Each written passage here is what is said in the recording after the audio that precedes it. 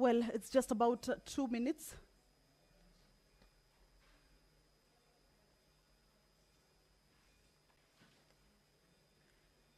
Just about 2 minutes to 2:30, the time allocated for the Senate plenary sitting on this 20th day, the month of May, the year 2025. This is the afternoon sitting of the Senate proceedings, streaming live from the Senate chambers, Parliament buildings in Nairobi. And this is a broadcast that is brought to you by the Parliamentary Broadcasting Unit in partnership with the Kenya Broadcasting Corporation. A warm welcome to you as you join us this afternoon, and we are glad that you have managed to tune in for these proceedings. What you are currently seeing on your screens, that is the Senate chambers. Staff of the Senate, of course, doing the final preparations before the members make their way to the chambers, as well as the Speaker's procession, of course, for the business of the day to run seamlessly. And of course, at 2:30, then we shall be expecting to see the procession of the Speaker making its way into the chambers. Members of the Senate are also expected to make their way into the chambers, of course, also to get ready for the business lined up for consideration this afternoon. Remember, once the Speaker makes his way into the chamber, if the House has not quorated, then that would necessitate a quorum bell. However, we believe that before then we shall have a substantive number of members inside the chambers. Currently, as we are seeing, we do not have, or we do not yet have enough members inside, but we believe that they will be, of course, making their way into the chambers 2:30, and at the entrance of the Senate chambers, I can already see some activities, meaning that the procession of the Speaker is already about to get into the chamber. However, we shall take a look at the business that the members will be transacting this afternoon as they convene for this sitting. Pursuant to provisions of Standing Order 53, paragraph 1. This is a provision for the members of the Senate to seek statements on various issues, of course, from various standing committee. These issues may be of national, international, regional, county, or even national concern. The Speaker of Nairobi City County, Honorable Edwin Sifuna, has already made his way into the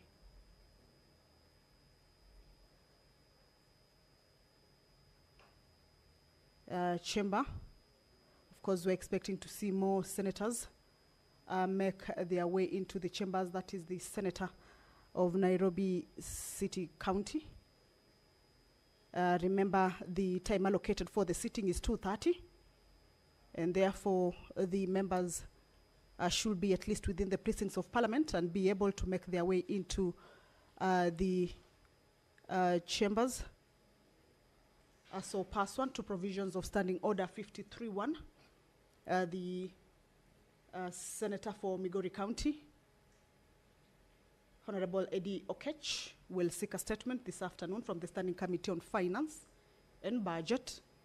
This is with regards to fraudulent activities targeting retirees' lump sum pension payouts, monies that are expected to be paid to the retirees. So this is a statement, or rather a concern, that the Honorable Senator will be seeking to have it addressed, of course, before the Standing Committee on Finance and Budget. If you're just joining us, is that the House is about to commence its business. Time allocated for the sitting is 2:30. However, as you can see, business is yet to begin. Members of the Senate, just a few of them have already made their way into the chamber. I can see Senator Beatrice Akinyi. I can see Senator Dulo already also in the chambers. That is the entrance to the chambers. And of course, we are expecting that more members will just be making their way inside, of course, to enable the House also attain the much required quorum if the business that is lined up for consideration this afternoon is to take place. Remember, once the Speaker's procession makes its way into the chamber and the prayer is said and chair taken, if the quorum is not present, then we shall have at least a 10-minute allowance for the members. However, if at the lapse of the quorum bells, the quorum is not achieved, then that would risk the House to be adjourned. Then that means the business will not be considered. However, we believe that the quorum will be raised. The nominated Senator, Honorable Tabitha Mutinda, this afternoon, will be seeking a statement from the Standing Committee on Finance and Budget as well. And this is regarding the operationalization of the Victim Protection Trust Fund. Senator Karen Nyamu also will seek a statement from the Standing Committee on National Security, Defense and Foreign Relations.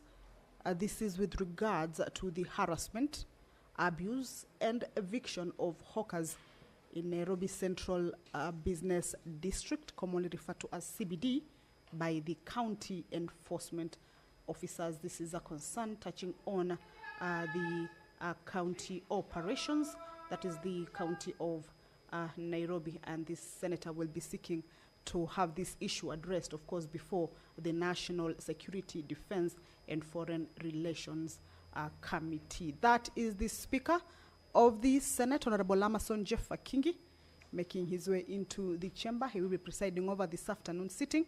Allow me to hand you over to this live broadcast brought to you by PBU in partnership with KBC. Good afternoon. Na tuombe.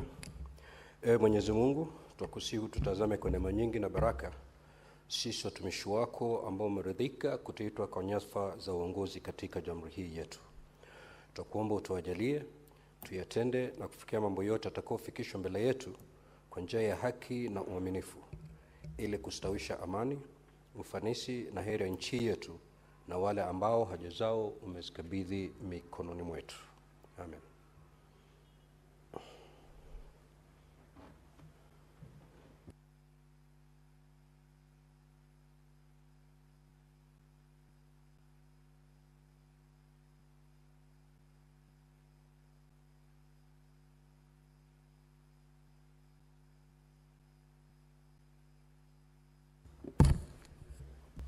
Clerk, do we have quorum? Sergeant at arms, kindly ring the quorum bell for 10 minutes.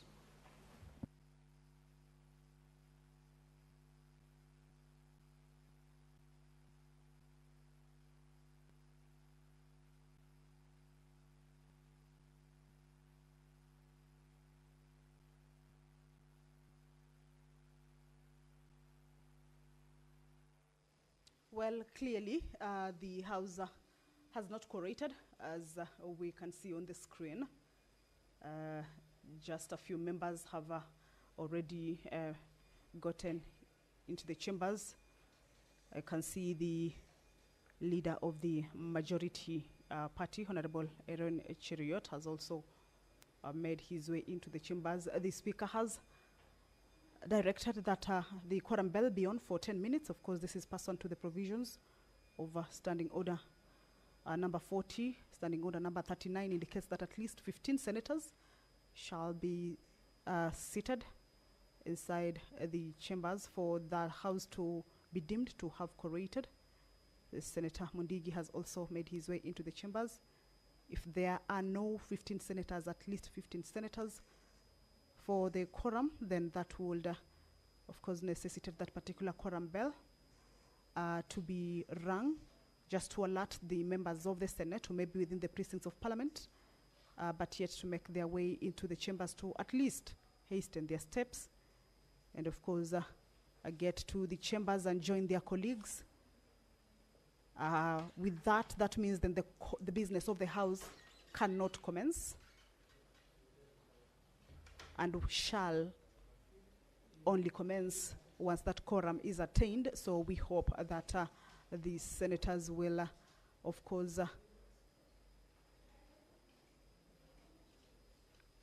avail themselves into the chambers for the business to commence. Back to the business that will be transacted this afternoon. Pursuant to provisions of Standing Order 53, Paragraph 1, this one provides for senators to seek statements from various standing committee. The nominated senator, Honorable Hamida Kibwana, will this afternoon seek a statement from the Standing Committee on Land, Environment and Natural Resources. This is with regards to the status of housing facilities for forest rangers under the Kenya Forest Service. This is KFS. The senator for Nyamira County, Honorable Okongo Mugeni, will also this afternoon seek a statement from the Standing Committee on Roads, Transportation and Housing regarding the dilapidated state of roads in the country. Just seen the leader of the majority party counting the number of senators inside the chambers just to check whether the House is about to raise that quorum, or perhaps more members are still needed to be able to join the rest already in the chambers to enable the House attain that quorum. If you're just joining us that the business is about to commence, there is just a quorum hitch at the commencement of the sitting of the Senate. That is why we have that particular quorum bell. More members, as you can see, are making their way into the chamber. Remember, once that quorum is achieved, then of course I will hand this business back to the House for you to be able to follow on the proceedings with regards to the business that is lined up for consideration this afternoon. Motions also lined up for consideration. The consideration of the National Assembly amendments to the coffee bill, a bill originating from the Senate, had proceeded to the National Assembly for consideration as well, and now it's back to the Senate. Remember, it has been brought back with a number of amendments, and this afternoon it's part of the business that the senators will be taking a look at the various amendments that have been moved therein. The members will also consider a motion regarding the report of the Standing Committee on Health on a petition to the Senate by Ms. Mercy Jepchirchir. This is with regards to alleged medical negligence and staff incompetence, which led to the death of Ms. Anita Jepkorir at the Moi Teaching and Referral Hospital.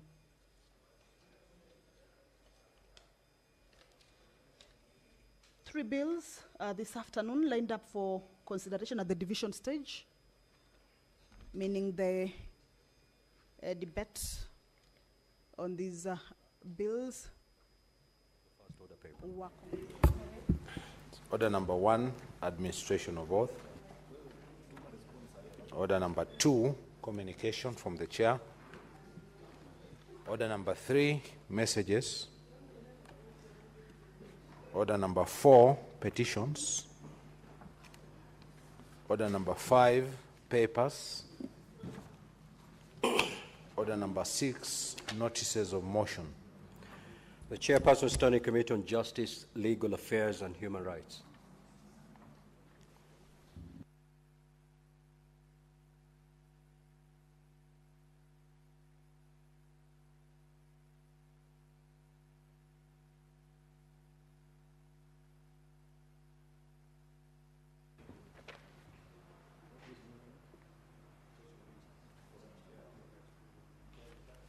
Thank you, Honorable Speaker.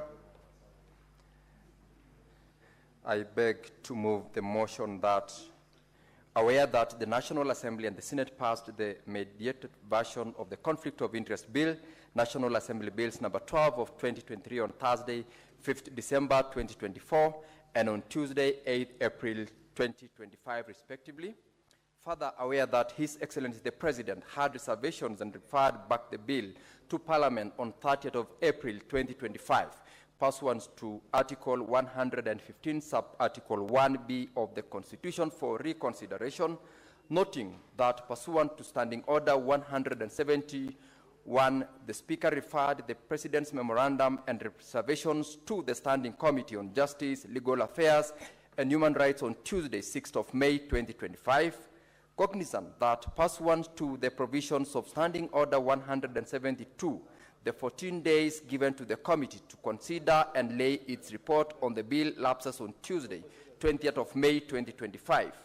Now, therefore, notwithstanding the provisions of Standing Order 172, the Senate resolves to extend the time for the consideration of the Conflict of Interest Bill, National Assembly Bills number 12 of 2023, by a further 45 days to enable the committee to consider the President's reservation and lay its report on the table of the Senate on or before Tuesday, the 8th of July, 2025. Mr. Speaker, I move. Do you move or you give notice, Honorable? Sorry, Mr. Speaker, I give notice. Senator Joe Newton.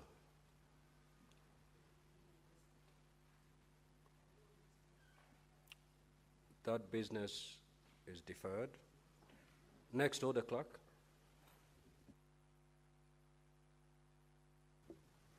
Order number 7, questions and statements.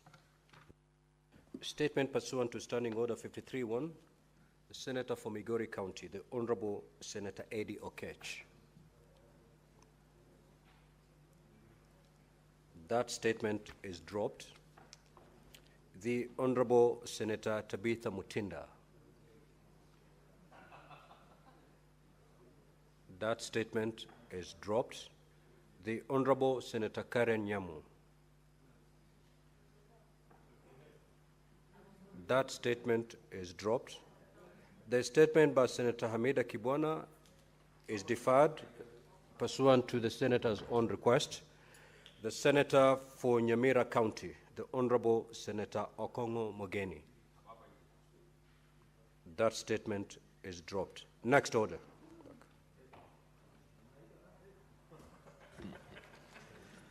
Order number 8, motion, extension of time for consideration of the Presidential Memorandum on the Conflict of Interest Bill, National Assembly Bills number 12 of 2023.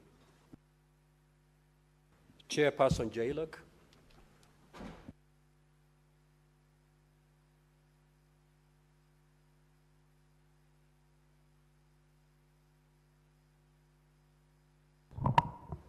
Thank you once again, Mr. Speaker. I beg to move the motion that aware that the National Assembly and the Senate passed the mediated version of the Conflict of Interest Bill, National Assembly Bills number 12 of 2023 on Thursday, 5th of December 2024, and on Tuesday, 8th of April 2025, respectively. Further aware that His Excellency the President had reservations and referred back the bill to Parliament on 30th of April 2025, pursuant to Article 115, Sub-Article 1B of the Constitution for reconsideration, noting that pursuant to Standing Order 171, the Speaker referred the President's memorandum and reservations to the Standing Committee on Justice, Legal Affairs, and Human Rights on Tuesday, 6th of May 2025, cognizant that pursuant to the provisions of Standing Order 172, the 14 days given to the committee to consider and lay its report on the bill lapses on Tuesday, 20th of May 2025. Now, therefore, notwithstanding the provisions of Standing Order 172, the Senate resolves to extend the time for the consideration of the Conflict of Interest Bill, National Assembly Bills number 12 of 2023, by a further 45 days to enable the committee to consider the President's reservation and lay its report on the table of the Senate on or before Tuesday, the 8th of July, 2025. Mr. Speaker, this motion seeks, it's a procedural motion that seeks to ask for more time and, to be specific, 45 calendar days in order to facilitate the committee to consider the reservations that was referred to this House by the President on the Conflict of Interest Bill. Remember, Mr. Speaker, the conflict of interest bill began from the National Assembly, where it was passed and thereafter moved before the House, where certain considerations were made and a raft of amendments were done by the House. The report that ultimately was transmitted to the National Assembly comprised considerations and the decision of this House to amend the bill, introduce certain clauses, and deleted some clauses. Ultimately, that bill was also approved by the National Assembly, and it was sent to the President for approval and assent. Unfortunately, Mr. Speaker, the President had reservations on the bill, and the bill was referred back to the House. Concurrently, that bill came to the Senate, and at the same time, it was sent to the National Assembly with 12 clauses that the President had rejected, giving his reservations and making proposals which the committee is supposed to consider, and thereafter the bill is referred back to the President. Mr. Speaker, under the provisions of Standing Order 171, this committee is expected to remit its report on consideration of those 12 clauses, among others, before the House at the lapse of 14 days. The committee, Mr. Speaker, has since received this communication from your desk. It has considered its report. However, it has not been able to conclude within the 14 days that the standing orders provide. And that, Mr. Speaker, is the basis upon which we are placing this motion for consideration, so that we are given another 45 calendar days within which the committee is expected to consider and remit its report back to the House. At the same breath, Mr. Speaker, there is communication that has come and has been referred to the committee from the National Assembly, which is aimed at ensuring that the process of consideration of those reservations is made neat, because the National Assembly as well as this House are expected to debate on the reservations and pass a version of the bill that has been agreed by the two houses. It only then behoves this House to grant us some time so that we have an engagement with the counterpart committee from the National Assembly, so that we agree on a version that the two houses will have on the bill. And this, Mr. Speaker, cannot and will not be able to be done within the 14 days which is lapsing today. At the same time, the National Assembly are still on recess. They are resuming, I believe, on the 26th of this month. And the standing orders in the National Assembly gives them 28 days to consider such reservations, whether from the President or otherwise, coming to the House on a bill that has been rejected. The 28 days, therefore, Mr. Speaker, means that it would require of us, even if we were to agree that we will do a joint mediation or a joint consideration of those reservations with the counterpart committee from the National Assembly, it can only be done when the period within which our standing orders provides has been enlarged, and we are therefore legally within that period. The issues, Mr. Speaker, that this procedural motion is asking is just one: give us 45 calendar days so that we can accommodate the consideration of those reservations and consider whether possible to have a joint meeting with our counterpart from the National Assembly to consider this report. Mr. Speaker, I move and I request the Honorable Senator Chimera to second this motion. Thank you. Senator Chimera, you may proceed.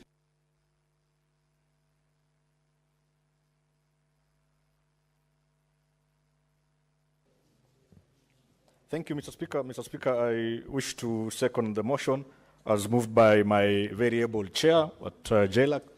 Mr. Speaker, this motion is pretty much straightforward, Mr. Speaker, as it speaks to the need to seek to extend the time within which the committee will be allowed time to consider the reservations as sent forward by the President. Mr. Speaker, you would notice this is the second time this bill is being referred back to Parliament for either further amendments, Mr. Speaker. Mr. Speaker, what has been proposed, if you look at the reservation from the President, it raises quite serious concerns and very weighty would-be amendments, Mr. Speaker, And Mr. Speaker, we wish as a committee to be allowed much more time to be able to caucus, to be able to discuss and look thoroughly into the proposed amendments and the clauses as is, Mr. Speaker, so that we can be able to come up with a much more acceptable version that will be ready for presidential assent. Mr. Speaker, for those many remarks, I wish to second the said motion, Mr. Speaker. Now, honorable senators, this is a procedural motion. I may propose the question and open the floor for debate, or with your concurrence, I may proceed to put the question so that you vote on it and we proceed with other business. Do I have your concurrence that I proceed to put the question? Very well. I will now proceed to put the question. Yes. Honorable senators, I will propose the question. That aware that Parliament passed the Conflict of Interest Bill 2025 on Tuesday, 8th of April 2025. Further, aware that His Excellency the President had reservations and referred back the bill to Parliament on the 30th of April 2025, pursuant to Article 115, 1B of the Constitution for reconsideration. Noting that pursuant to Standing Order 171, the Speaker referred the President to memorandum and reservation to the Standing Committee on Justice, Legal Affairs and Human Rights on Tuesday, the 6th of May 2025, cognizant that pursuant to the provisions of Standing Order 172, the 14 days given to the committee to consider and lay its report lapses on Tuesday, 20th of May 2025, which is today. Now, therefore, notwithstanding the provisions of Standing Order 172, the Senate resolves to extend the time for the consideration of the Conflict of Interest Bill 2025 by a further 45 days to enable the committee to consider the President's reservations and lay its report on the table of the Senate on or before Tuesday, the 8th of July, 2024. Now, having had your concurrence before proposing the question, I will now proceed to put the question. That aware that Parliament passed the Conflict of Interest Bill 2025 on Tuesday, 8th of April 2025. Further, aware that His Excellency the President had reservations and referred back the bill to Parliament on the 30th of April 2025, pursuant to Article 115, 1B of the Constitution for reconsideration.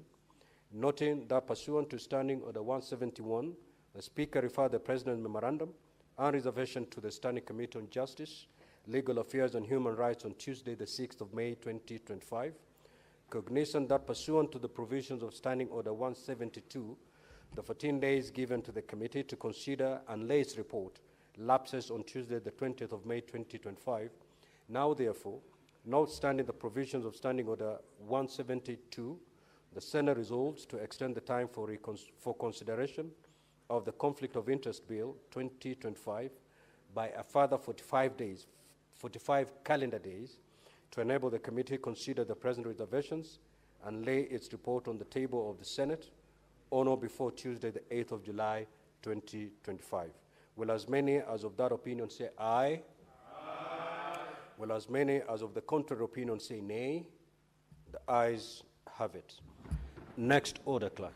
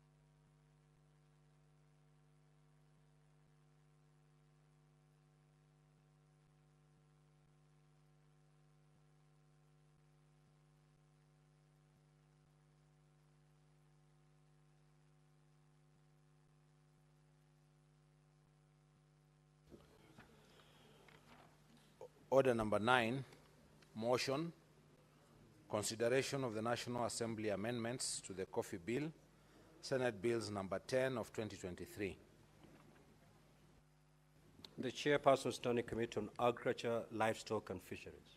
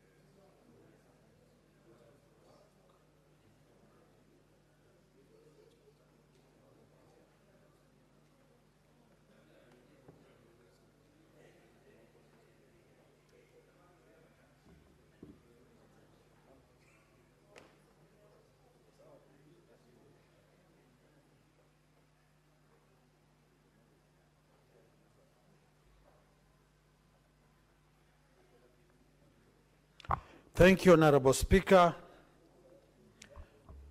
I want to take this opportunity to thank the Senate, the committee, for taking us through this coffee bill, Honorable Speaker. This coffee bill 2023, bills number 10 of 2023, seeks to provide for the development and regulation of the coffee industry in Kenya. The coffee bill proposes to reorganize the coffee industry by transitioning the regulatory and commercial roles currently undertaken by the Agriculture and Food Authority to the Coffee Board of Kenya. The bill further seeks to transition the research of coffee currently undertaken by the Coffee Research Institute under the Kenya Agricultural and Livestock Research Organization to the Coffee Research Institute. The Coffee Bill 2023, Honorable Speaker, Bills number 10 of 2023, was published on 10th March 2023 and read for the first time in the Senate on Tuesday, 11th April 2023, and further, the bill stood committed to the Senate Standing Committee on Livestock, Agriculture and Fisheries for consideration. The bill was advertised in the Daily Nation and Standard newspapers on 15th June 2023. The bill was passed in the Senate with amendments on 1st August 2024 and thereafter referred to the National Assembly where it was passed with amendments on 26th November 2024. The bill was referred back to Senate on 19th November 2024. Subsequently, the Speaker of the Senate conveyed the message of referral of the bill and amendments to the House on 3rd December 2024 and further referred the National Assembly amendments to the committee to consider and table a report in the Senate. Following the referral, the committee considered the National Assembly amendments to the bill on 25th and 26th of March 2025 and made the following observations and recommendations. The committee observes as follows, Honorable Speaker. Limiting the role of Agriculture and Food Authority, the bill seeks to amend the Crops Act 2013 so that to unbundle the regulation and management of coffee that falls within the ambit of the Agriculture and Food Authority and establish a standalone agency for its regulations. The committee took note that the transfer of coffee management to AFA has not improved the sector in any significant way. The bill therefore proposes to reorganize the coffee industry by transitioning the regulatory and commercial roles currently undertaken by the Agriculture and Food Authority, AFA, to Coffee Board of Kenya. In this way, coffee will have a specialized institution to handle the operative affairs as opposed to the current structure where AFA is handling hosts of other scheduled crops. Critical role of the coffee crop. The committee stressed on the importance of the coffee crop both locally and globally. The coffee export in the fifth foreign exchange earner after tourism, tea, horticulture, and remittances from diaspora. Coffee is the second most traded commodity in the world after oil and is one of the most strategic cash crops contributing to Kenya's economic growth. Coffee is one of the major crops in Kenya, coming third after tea and horticultural produce. Decline in the market dominance, Honorable Speaker. The committee further noted that even with the decline over the years, the coffee industry injected billions of shillings in the country's gross domestic product over the years. Therefore, the enactment of the bill is key in reviving the industry. County government and functions. Honorable Speaker, the committee observed that most of the amendments were undermining the role of county government in the agriculture sector. Since agriculture is devolved in function, it is essential to ensure that the provisions of the bill accurately reflect this by ensuring that county governments are responsible in implementing agricultural policies and programs. Assignment of roles. The effective performance of devolved functions require clear assignment of responsibilities to a specific office to ensure accountability. The County Executive Committee, CEC, plays a pivotal role in policy formulation.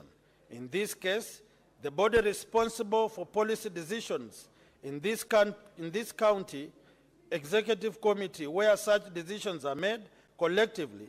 Additionally, the committee noted that the policy head within relevant ministries in the county executive committee member who is responsible for translating policies into actionable programs. The committee recommends that the Senate adopts the report of the committee and the Senate adopts the committee recommendations on the National Assembly as per the attached schedule. I beg to move and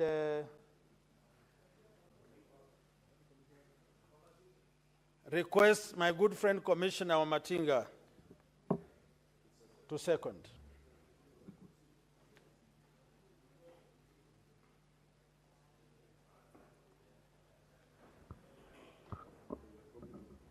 Thank you very much, Mr. Speaker, sir.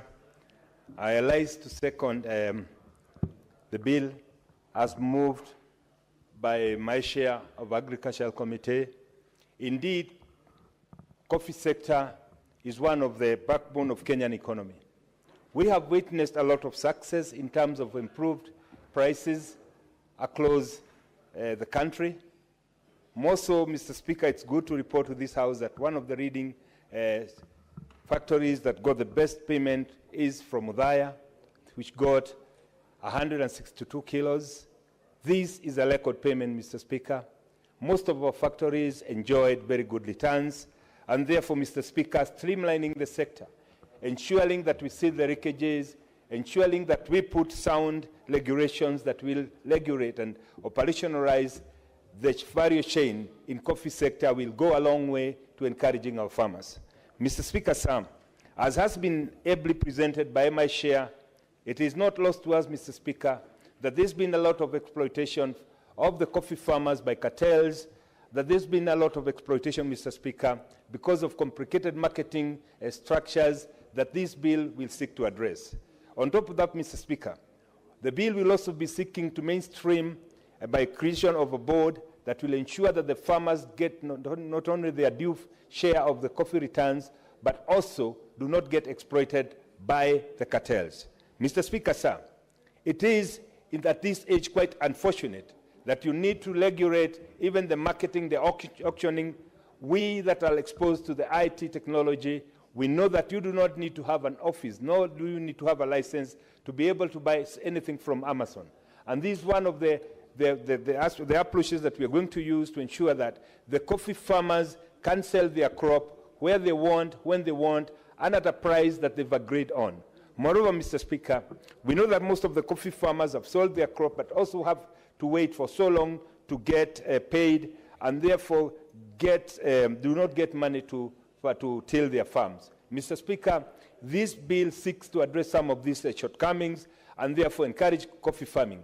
But as also we do that, Mr. Speaker, I must also urge my colleagues and most of those who come from coffee farming area that it is time now that we start talking to coffee farmers, because we know that the average age of coffee farmers is 50 years and above, and we need to get a strategy of mainstreaming young generation so that we do not have a gap when these aging farmers exit the market. Mr. Speaker, that said, it must also be pointed out that the unfortunate practice of subdividing pieces of land into small segments has also made coffee farming quite unproductive. Achieving economies of scale where you have tilling a very small piece of land, Mr. Speaker, is something that's becoming a major challenge. It has also become a major challenge for the farmers to be able to access the markets and the markets that they would want to sell their coffee because of the reducing volumes from each factory. Therefore, Mr. Speaker, as we talk about improving the regulations around the coffee bill, as we talk about mainstreaming the young generation towards coffee farming, we must also address and we must also be quite intentional about getting value addition so that we do not only sell coffee as beans but also as finished product, to ensure that we create employment within the coffee sector, we create employment along the value chain, but most important, Mr. Speaker, that Kenyans also get to enjoy the good coffee that is one of the best qualities in the world. Mr. Speaker, I second.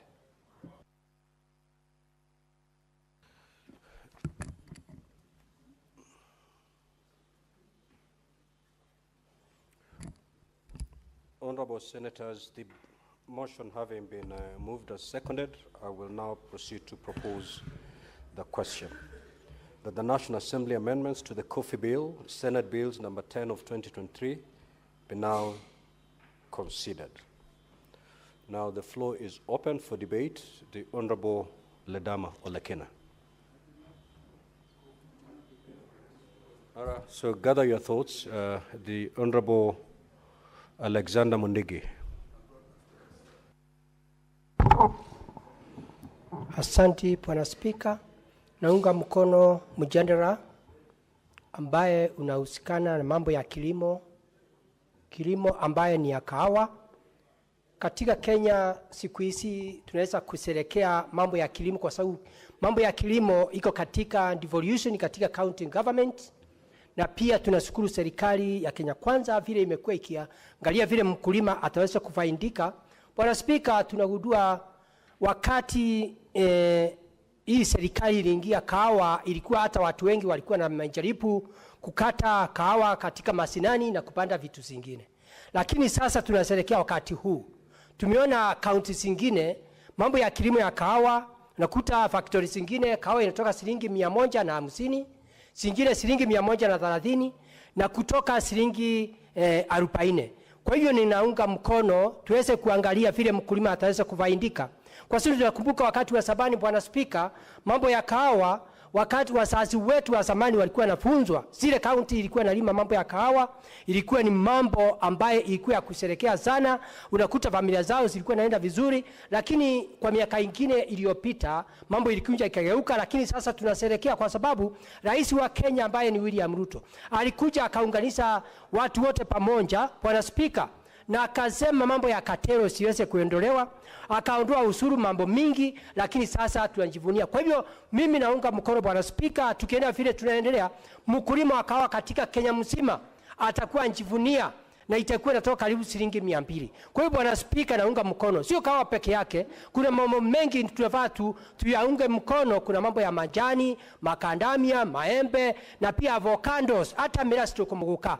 Kwa sababu katika nchi ya Kenya mambo ya kazi imekosekana. Shule nyingi wazazi wengi wamekosa pesa ya kupeleka watoto shule, lakini hata wale watoto wetu wamesoma vizuri na wakasoma shule hata ya juu na wakapata vyuo vikuu ya Ndingiri, imekuwa hakuna kazi. Lakini tukiendelea vile utakuta katika Kenya kaunti 47 mambo ya kilimo itaweza kuwa kipaumbele. Kwa hivyo ni kuomba watu wote county government, kwa sababu katika mambo ya kilimo iko katika county government. Tumeona gavana wengine na ofisasi wengine wasaidii mambo ya kilimo. Bwana Spika, nikiongea mambo ya kahawa, wiki jana tulitembea huko katika Bungoma na Kisumu, lakini tukaangalia governors na wengine, unakuta wakati watu wengine wanajifunika kahawa inatoka shilingi 145, Unakuta kaunti zingine kahawa inatoka shilingi 35. Unakuta maziwa kaunti zingine inatoka shilingi 52. Unakuta kaunti zingine maziwa inatoka shilingi 40. Kwa hiyo ni mambo ya kuhuzunisha, kwa sababu kumekuwa matapeli. Una wengine wale watu wako wanasimamia mambo ya vyama. Kwa hiyo Bwana Spika, ningeomba mambo mengi iweze kuainishwa, na tukifanya hivyo mkulima wa kahawa na wakulima wale wa vitu zile zingine watafaidika vizuri. Kwa hivyo Bwana Spika, mimi naunga mkono nikiwa senator wa Embu County, na ninafurahia katika Embu County mambo ya kahawa iko kipaumbele. Kwa hivyo ni ya mwisho ni kuomba county government na agriculture fertilizer iweze kutengenezwa, iweze kupelekwa mashinani, ndio tuweze kujivunia mambo ya kilimo. Kwa hivyo Bwana Spika, nikiwa senator wa Embu County, mimi naunga mkono. Ni mimi Daktari Alexander Munyimo Ndigi. Asante Bwana Spika. Senator Omtata. Mr. Speaker, sir, I rise to support, to contribute to the motion that has been put on the floor on the coffee bill. I've looked at the amendments proposed by the National Assembly. Most of it are largely technical in nature, and I hope that the committee, when it goes to the committee, they'll be able to interrogate them in detail, and they seem to be supportive of the bill. And so we should be able to finalize this bill, because the bill is extremely important to the economy of this country. Coffee growing,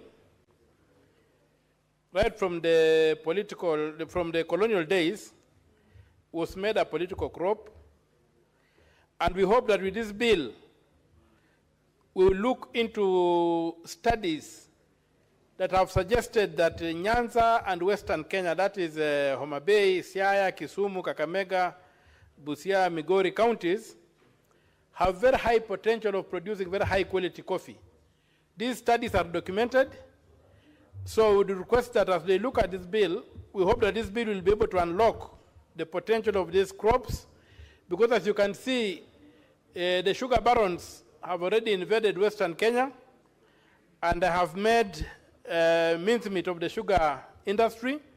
There's hardly that there. So I support, and I pray that the committee will give its best attention.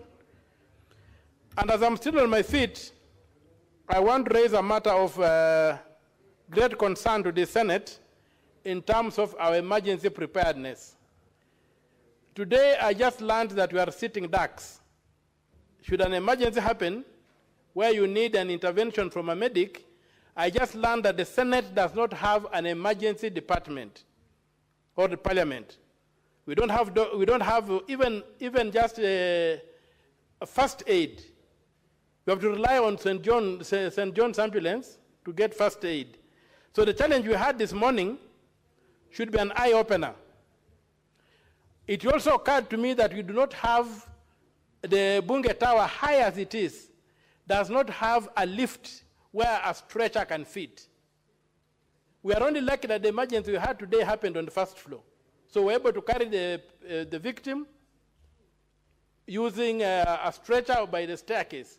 Imagine if it had happened at the top of that building, what would have happened? So I think it was a terrible thing. Whoever decided, I think time has come for us to hold people to account. That building cannot continue being like that. When I leave my office, I have to go and look for a shoe shiner to shine my shoes, because the carpet gets off and sticks on my shoes. I need a service of a shoe shiner when leaving my office. It's very, very sad. Whoever designed that building, these people need to be arrested and locked away. Right from people who designed it, those people who supervised it, people who stood for it. We know that people who made millions of shillings out of that building. We know that people in this house who bought houses in Karen. Senator Omtata, I just want to know, we are in order number 9. Yes. Debating the amendments as proposed by the National Assembly on the coffee bill. I'm struggling to find relevance. It's a heavy matter you're raising, but I'm just struggling to find relevance with what you're saying and the matter at hand. Yes, I'll give you an opportunity maybe later on to ventilate on the very important matter you're raising. But for now, just restrict yourself to order number 9. Okay, going back to the question of coffee, we also realize that coffee is a political crop. It's an international crop, a political crop that requires heavy lobbying, and value addition for us should be a very important consideration. We cannot continue exporting raw beans or exporting raw leaves and then re-importing finished products. I think when you consider this bill, I'll be requesting that those responsible take it upon themselves to make sure that the question of value addition is seriously addressed, and we see how this country can make, we should even maybe make it illegal like European countries have done, that you cannot export raw material. So that we can try to just make sure that we do whatever it takes to export finished products from Kenya. This idea of raw materials has created poverty among our farmers.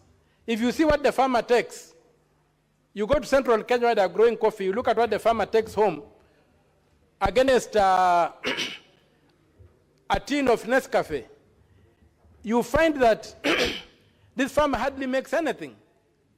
So let us really try to think of how we can invest in the coffee industry, the chain, the value addition systems and the factories and whatever, so that we can begin creating Kenyan coffee, selling it as a finished product, and ensuring that we get maximum value from the raw material. The value addition, sometimes most of the value is in value addition and not necessarily in raw material. But I pray, Mr. Speaker, that these studies that have come up showing that there are many, many areas of this country that can grow coffee and do it profitably are also looked at, and investments prepared for it so that the culture and the fear and the politics of coffee locally can be opened up to many sectors, and we develop a proper industry, right from the farm to the coffee cup. We have control, and we have Kenyan control. Mr. Speaker, with those few words, I thank you for the opportunity. Senator Cheriot, Majority Leader. Mr. Speaker, I rise to oppose this motion. Probably it would be good for me to explain why, so that members don't think that I'm at variance with what the committee is proposing. There's a little technicality, Mr. Speaker, in how this motion is drafted, because the motion before us, as moved by the Chair of Agriculture Committee, is that the National Assembly amendments to the coffee bill be now considered. Yet, in considering the report of the committee, if you look at the report of the committee, Mr. Speaker, they're actually rejecting quite a number of those amendments. That means the committee wants us to go through a mediation process between us and the Assembly. If you consider these amendments, it means, Mr. Speaker, we have to sit as a committee of the whole, reject those amendments in the committee of the whole, then now send them to the Assembly for us to come and do a mediation, then consider those amendments again. So therefore, there wasn't proper fluency in how this motion was drafted, Mr. Speaker. Therefore, the easiest thing that I urge my colleagues to do is that for us to achieve what the committee wants us to do, which is to reject some of the amendments that were made in the Assembly, is to defeat this motion, Mr. Speaker, and therefore necessitate the formation of a mediation committee between us and the National Assembly. Then we can pass the mediated version of the bill, which will be agreed between the two houses. It's a very simple and straightforward matter, Mr. Speaker. So for that reason, I oppose this motion, Mr. Speaker, and agree to the reasoning behind the rejection of the amendments by the National Assembly, by our committee, Mr. Speaker, because coffee is not just any ordinary crop. I'm a proud representative of coffee farmers, Mr. Speaker. Hardly do farmers, and I represent coffee, tea, and sugarcane farmers in this house, Mr. Speaker. And hardly do farmers appreciate government effort in any particular industry. I think in my time here in the Senate, on only 2 or 3 occasions I've done that. In the year 2021, Mr. Speaker, when we passed the T-bill, sponsored by yours truly, and farmers began receiving their payment by 5th of every month, as opposed to the previous practice where they'd wait, sometimes even for 2 months, and so many other accruing benefits, including, Mr. Speaker, the ability of farmers to vote in directors into their factories on the principle of one man, one vote, not to be confused by another mantra, Mr. Speaker, that is common in our political parlance. Farmers really appreciated and they celebrated. At that particular time, tea farmers were happy. Of course, the story is different right now, and there are challenges, serious ones that need to be addressed. Coffee farmers, Mr. Speaker, at this particular day and time, are extremely happy. When I go to parts of my county, Mr. Speaker, that has coffee growing farmers, they appreciate that at the coming into place of this administration, Mr. Speaker, they are receiving 30 shillings, sometimes even 20. As it is today, one of my largest coffee societies, the Kipkelian Coffee Society, is selling and gaining price of upwards of 140, 150, something that is unprecedented before, Mr. Speaker. Therefore, we must guard the interest of our farmers to ensure that every amendment that we move in this particular house, Mr. Speaker, serves to protect their interest more. They should actually be earning more than that. But because of middlemen, Mr. Speaker, and how the Nairobi Coffee Exchange had been handled, Mr. Speaker, there were serious challenges. And I must appreciate the efforts that have been made to get them to that level. But the bigger challenge for us, Mr. Speaker, is how do we safeguard, how do we ensure that farmers continue to gain and appreciate the value of coffee. Actually, for the very first time, there's a reverse trend in my own county. Previously, when I went to the coffee growing areas, they'd challenge me and say, the same way you guys worked hard for the tea farmers, we want to see our benefits. That was the song last term. But this term, it is now, the noise is on the tea side. They are challenging and urging, why did you guys focus too much on the coffee side?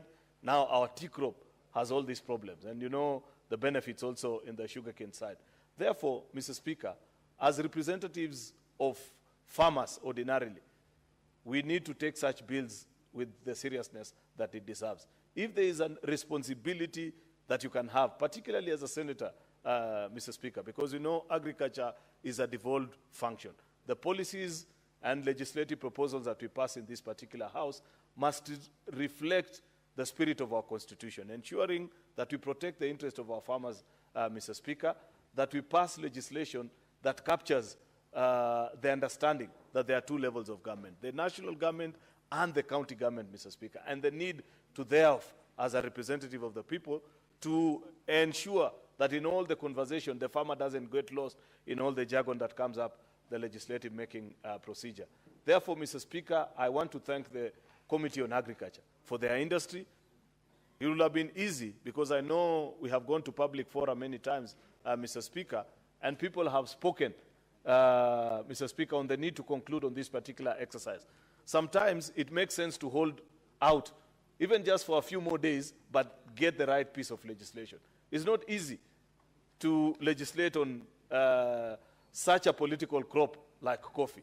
And therefore, for the journey, the legislative journey that this particular bill has traveled, beginning in this house, going to the assembly, now back to this house, and about to go even through a mediation exercise, Mr. Speaker, I believe it is worth it.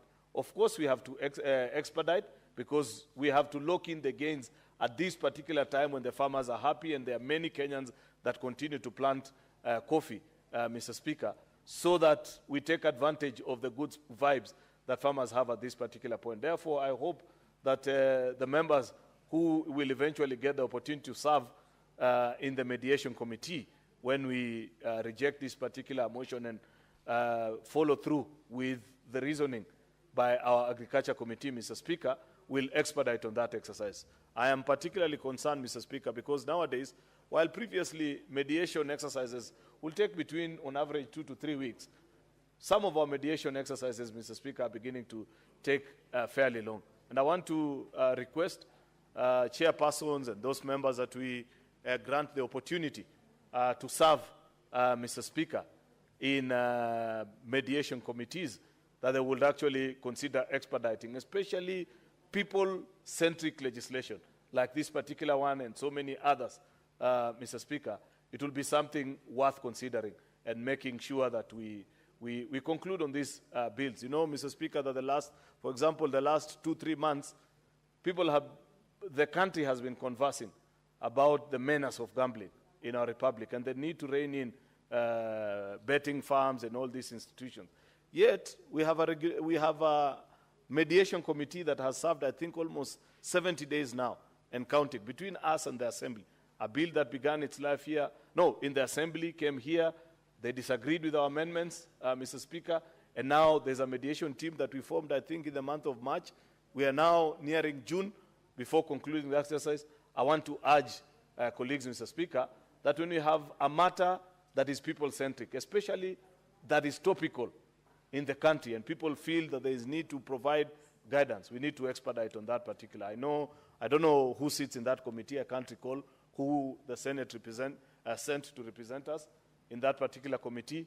My urging, Mr. Speaker, is that when we form this particular one, we will quickly expedite so that we can represent our farmers. Mr. Speaker, with those many remarks, I beg to oppose the motion for the reasons that I had explained earlier, and hope that we can conclude on this exercise quick enough so that we begin the mediation exercise as soon as our colleagues from the other house resume next week. I thank you, Mr. Speaker. Senator Olekina. Thank you, Mr. Speaker. Mr. Speaker, I rise to make some submissions on this report. Let me begin first by appreciating the work of the committee in as far as going through clause by clause of the amendments made by the National Assembly. Mr. Speaker, there are few amendments made by the National Assembly that I agree with, and there are some that I'd wish that the good Committee on Agriculture would have given us guidance on what to amend or the language to be used.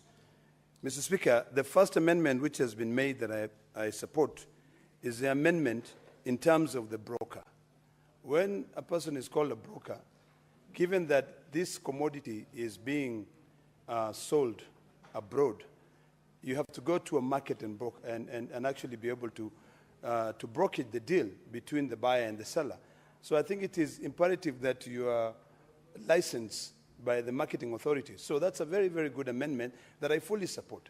The amendment that I do not support entirely is the amendment on who the buyer is. I do not need to be licensed. Sometimes I think we just over-legislate.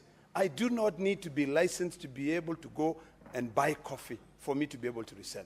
If you look at the amendment as drafted by the National Assembly, you will be shocked that whoever buys coffee must now be licensed.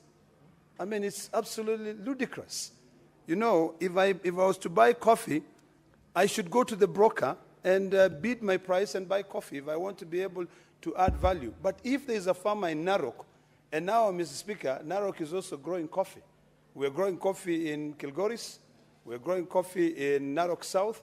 We are also growing in part of Emurue Dikira. I can see some people trying to grow some coffee plants.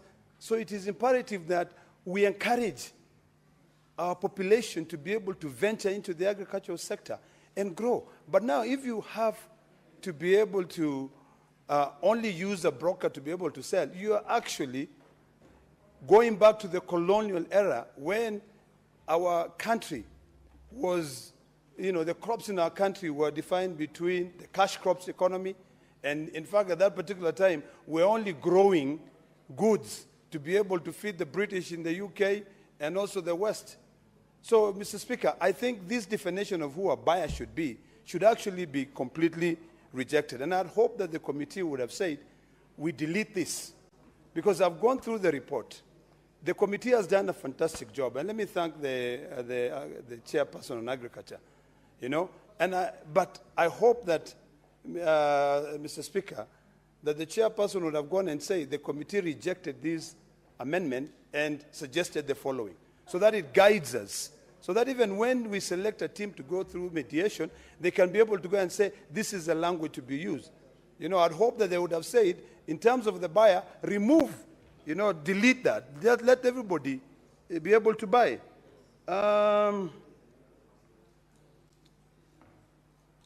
Now, the second part which I also detest, is an issue where, for me to be able to grow, first of all, you're required that a farmer is defined, a buyer is defined. Even a grower to be defined. So before I grow coffee, I have to go and say, which plant can I grow here? I strongly believe that we should have that completely deleted. I noted that the committee had accepted that clause amendment, but I'm of the view that every Kenyan who has an interest, we are training students, Mr. Speaker. I'm currently recruiting 100 students of Narok County to be able to offer scholarships to them and train them in agribusiness. I don't want to be able to guide those students and tell them, you can only be able to plant this tree. So certain definition needs to be removed. So, Mr. Speaker, without wasting so much time, I wish to request my colleagues to go through these amendments one by one, so that when we go through the committee of the whole, sometimes by just rejecting it doesn't help. I think we should be able to figure out, and we can work with the Secretariat, on how we can also further amend those clauses. And then when now we go to the mediation, there is a version that will be coming from the Senate. But if we are just saying that we have rejected because of the following reason and not giving an alternative, that is what will lead to the committee or mediation committee taking more than the 70 days that the majority leader has alluded to. So, Mr. Speaker, I equally reject or oppose this bill, these amendments, and I root for liberalization of the coffee industry. Let everyone grow. You know, in terms of marketing, I've seen that in terms of marketing, you also have to be licensed. If I travel today and I go to the States and I sit with Starbucks and they tell me that they want to buy coffee in Kenya, I cannot market coffee there as a Kenyan. I have to say, okay, let me look for a licensed marketer. You know, this should be a willing buyer, willing seller. So let's liberalize this economy. Let's allow more people to grow coffee as they wish. You know, let's do away. We must now divorce ourselves from this colonial mentality of defining our agricultural sector as a cash crop and other crops. You know, we're still following through. Sorry, Mr. Speaker. We need to stop it. You know, we need to be able to say, now you go, if you can grow coffee in Narok, grow. If you can even add value and consume it locally, so be it. You know, but if you can grow and now want to go and sell abroad, then it will make sense to go through the brokerage so that you earn more money. So, Mr. Speaker, without deliberate, dealing more on this matter, I oppose these amendments, and I hope that, and I support the committee report fully, and I oppose the motion. I support the committee for having done their work, but I oppose the motion. Thank you, Mr. Speaker. Senator Mogeni.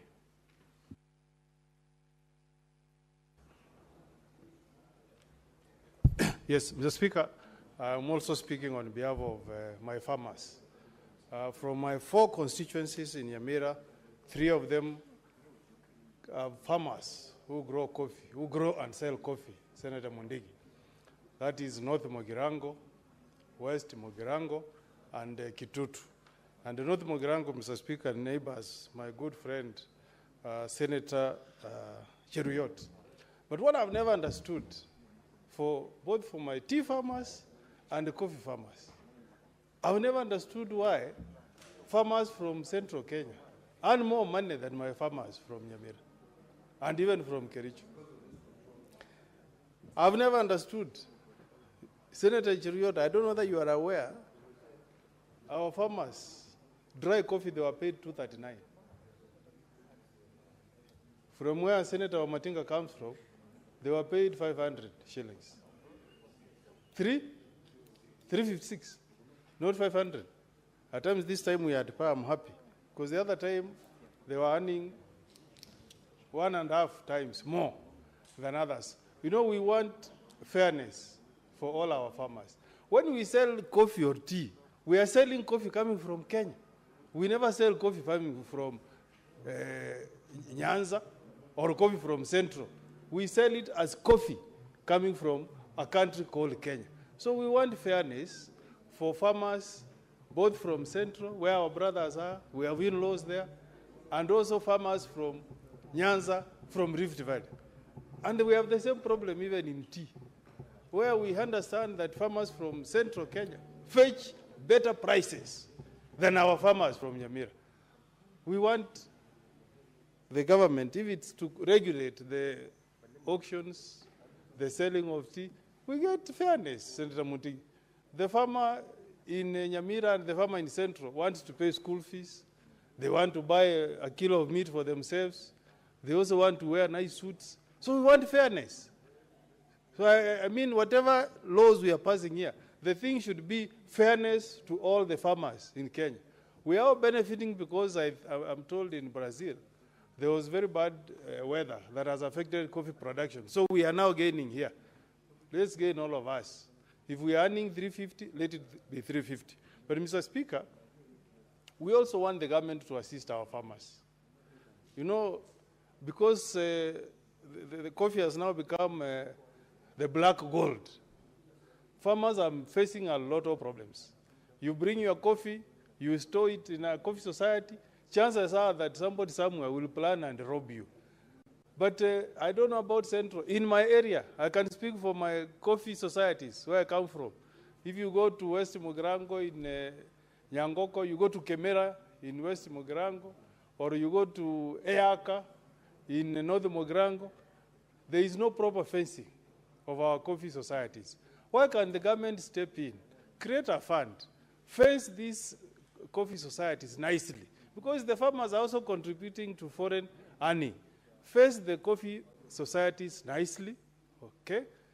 Have a gate entry to the coffee factory, connect them to electricity, okay? Improve their beds, the beds they use for drying coffee, so that they can also enjoy and say the environment we are trying to make money from is good and appreciates the farmer.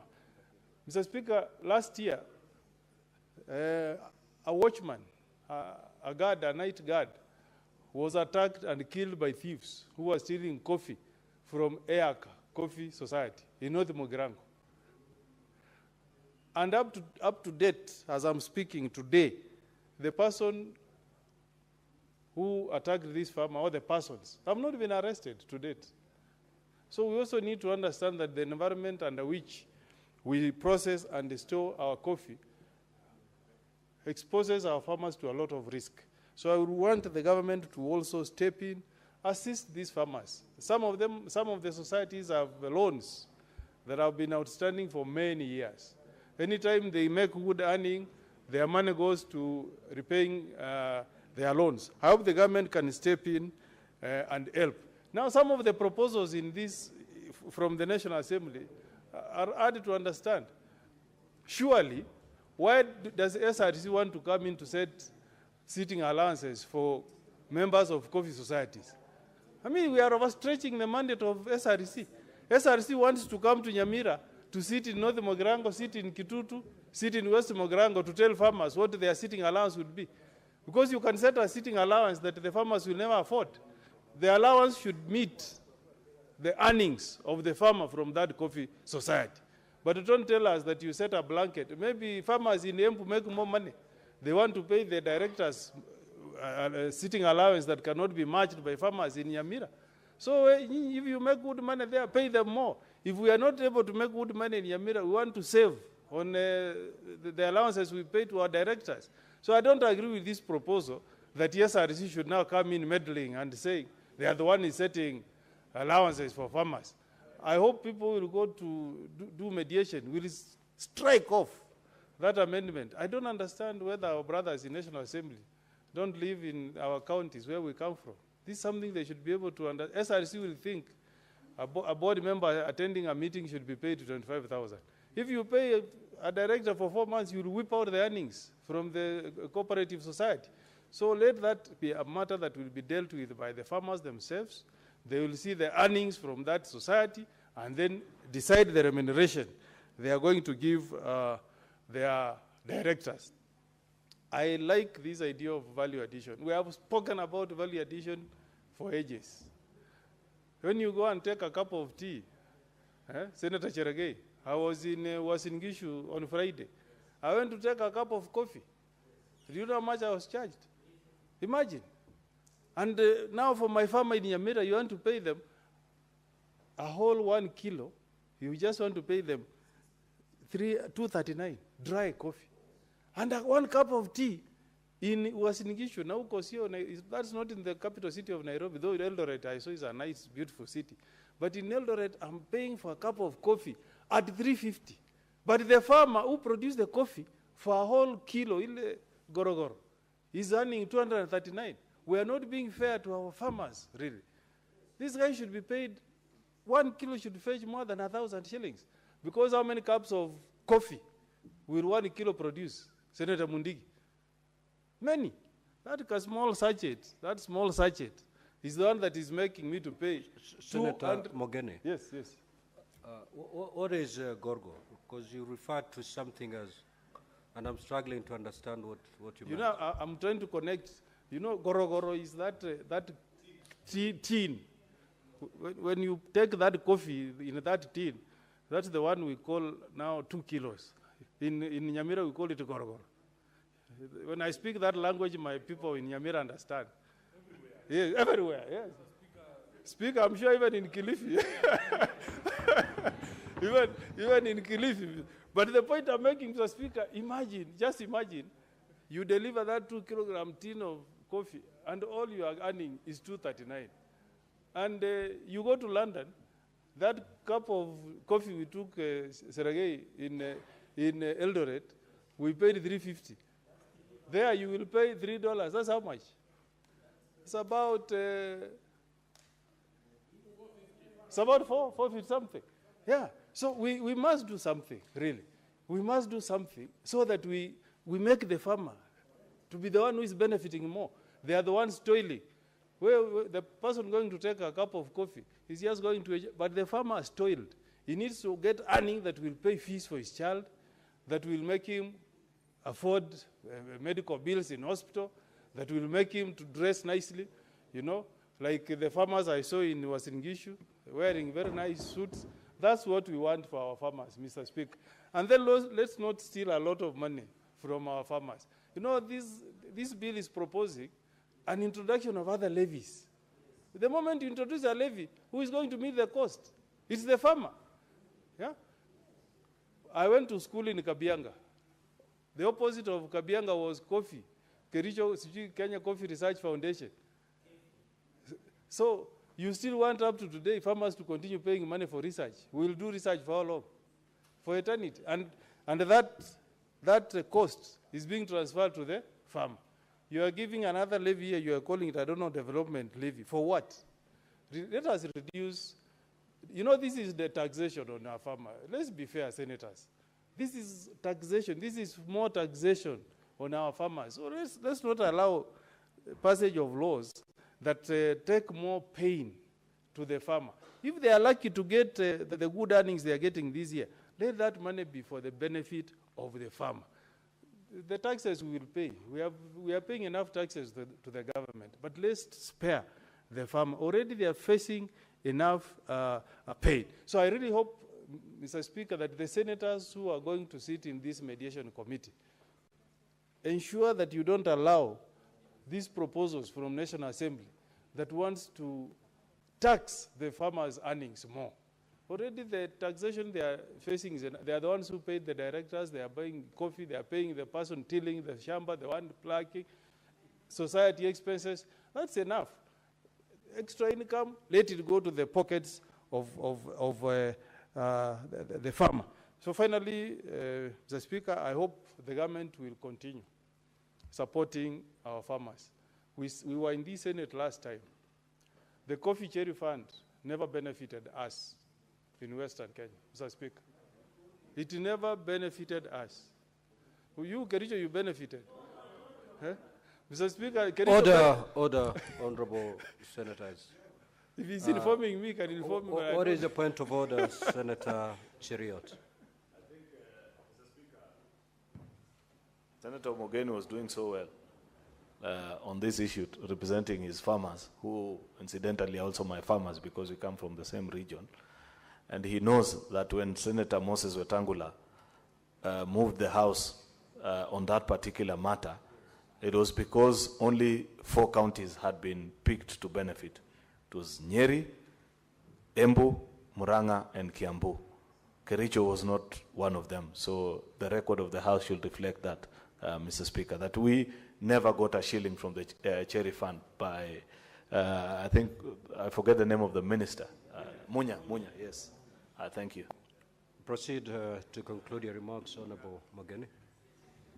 So surely, Mr. Speaker, if those 4 benefited, for equity, for fairness, let us also benefit this time around. I'm pleading to the President, if he's watching me, let him also remember the farmers from Nyamira. Let him also remember the farmers from Kisii and the farmers from Kericho. At least the ones in Nandi don't take a lot of attention with coffee. But let us also benefit, Mr. Speaker. Let us have fairness. Let us have equity. Imagine, Mr. Speaker, farmers sat last time. We debated on this floor. Just imagine how those farmers felt. Just seeing 4 counties from one region being picked to benefit. Then others are isolated, Mr. Speaker. I'm appealing to the CS. Mutai Kawe. I'm appealing to the CS, Mutai Kawe. Let him be fair to all the farmers of the Republic of Kenya. Last time, farmers from Central benefited, Mr. Speaker.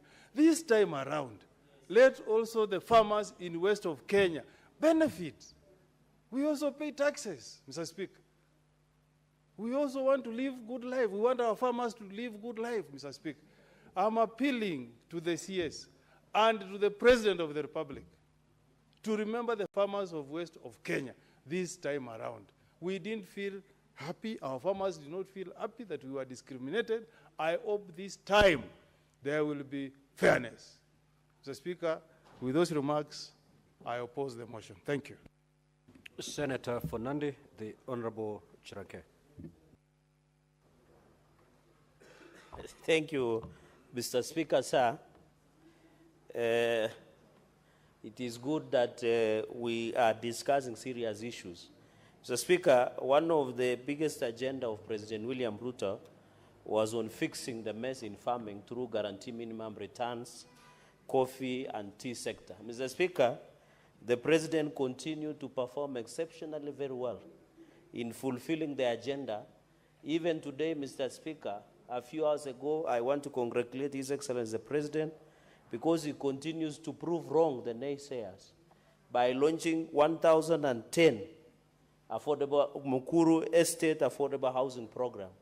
The unfortunate part is the Senator of Nairobi did not turn up, but the entire leadership of Nairobi was there Senator to prove.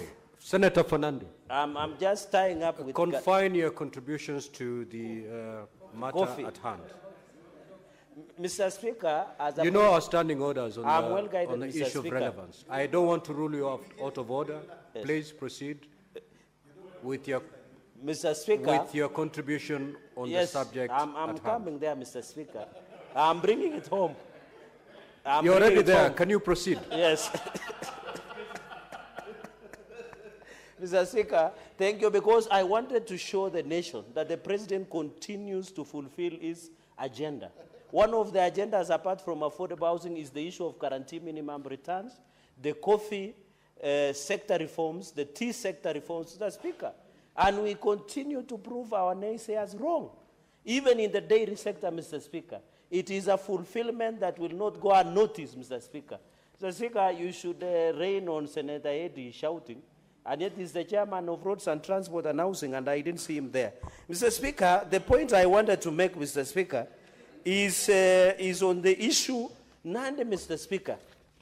And I want to correct a total misnomer that has been advanced by the senior counsel that Nandi does not grow coffee. We grow coffee, Mr. Speaker. Mr. Speaker, he was in Wazingishu. You know, it is sad. Because it is judicially noticed from a senior counsel, who is one among the three, to be aware that he was in Wazingishu County. He was not in Nandi County.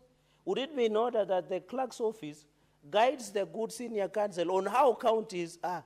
Because when you are in Eldoret, you are in Wazingishu. He was not in Nandi. So I want to correct that record, Mr. Speaker. Nandi, Mr. Speaker, where we border Kericho, we plant coffee in Tindret, over 80%. We plant coffee in Nandi Hills. We plant coffee in Masop, in Chesume, up to Wazingishu, where he was, Mr. Speaker. And I was disappointed when 10 billion Kenya shillings came from Coffee Cherry Fund through World Bank. In the last session, the Speaker, the current Speaker of the National Assembly, moved this House. Because at that time, the people from Murima only benefited from the World Bank Coffee Cherry Fund, Mr. Speaker. And I hope CS Mutai Kagwe will correct this travesty of justice against the farmers in Nandi, against the farmers across the nation, Mr. Speaker. So I want to appeal, because Nandi, we are the biggest. In fact, as we talk, a number of cooperative societies from Kipshele Cooperative Society, Mr. Speaker, Kabunyaria Cooperative Society, Coffee, and many others across Nandi County, Mr. Speaker, have yet to give the startup. And I have challenged the expert, Mr. Speaker, the Cabinet Secretary in charge of cooperatives, Honorable Governor Wycliffe Ambetsa Oparanya, to bring a special package to jumpstart most of our coffee cooperative society who struggle, Mr. Speaker. And therefore, under guarantee minimum returns, Mr. Speaker, that the President, that the covenant that he had with Kenyans, Mr. Speaker, we must relook and ensure that farmers get value, Mr. Speaker. And it is said that the average farm age of any farmer in this country is 50 years. We want to encourage the Gen Zs and the millennials, Mr. Speaker, to be part of bringing agro business in terms of running of our farms, Mr. Speaker. And I'm happy, Mr. Speaker, there is a wake-up call of ensuring that coffee, Mr. Speaker, is being grown. I agree, Mr. Speaker, it doesn't explain. I saw the Commissioner of Parliamentary Service Commission. I want to inform him that even as we sit in our restaurant here in Parliament, they charge us 350 shillings for coffee. I don't know, espresso or cappuccino or whichever the name, but it's coffee, house coffee. I don't know, chicken coffee or something like that. They serve us coffee. There is no cappuccino. It is called house coffee. 350 shillings, Mr. Speaker. You can imagine the frustration of first-time members of Parliament who are still putting their financial in order. So it is unwavered, Mr. Speaker. So, Mr. Speaker, Mr. Speaker, it is unfair that you are charging 350 shillings coffee here. Across House of Chava is 450 shillings. Yet it is being financed by our budget from Parliament, Mr. Speaker. Even if we want to promote, when you walk in US, this is around $3, Mr. Speaker. So it is very unfortunate that the value that ordinary farmer, Mr. Speaker, I want to say this because I'm a farmer and I represent farmers, Mr. Speaker. I feel so pain that our farmers wake up very early in the morning to go, but the biggest beneficiaries are middlemen and brokers in this country.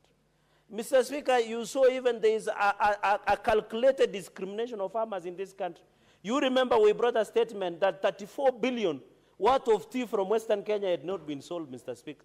What offense are Western Kenya farmers committed? We are struggling with sugar crisis leasing at the moment. We are struggling, Mr. Speaker. So it is very unfortunate that 34 billion Kenya shillings were not being sold, Mr. Speaker. When you look at tea bonuses, Mr. Speaker, because tea, coffee, dairy sector, sugarcane, Mr. Speaker, are correlated.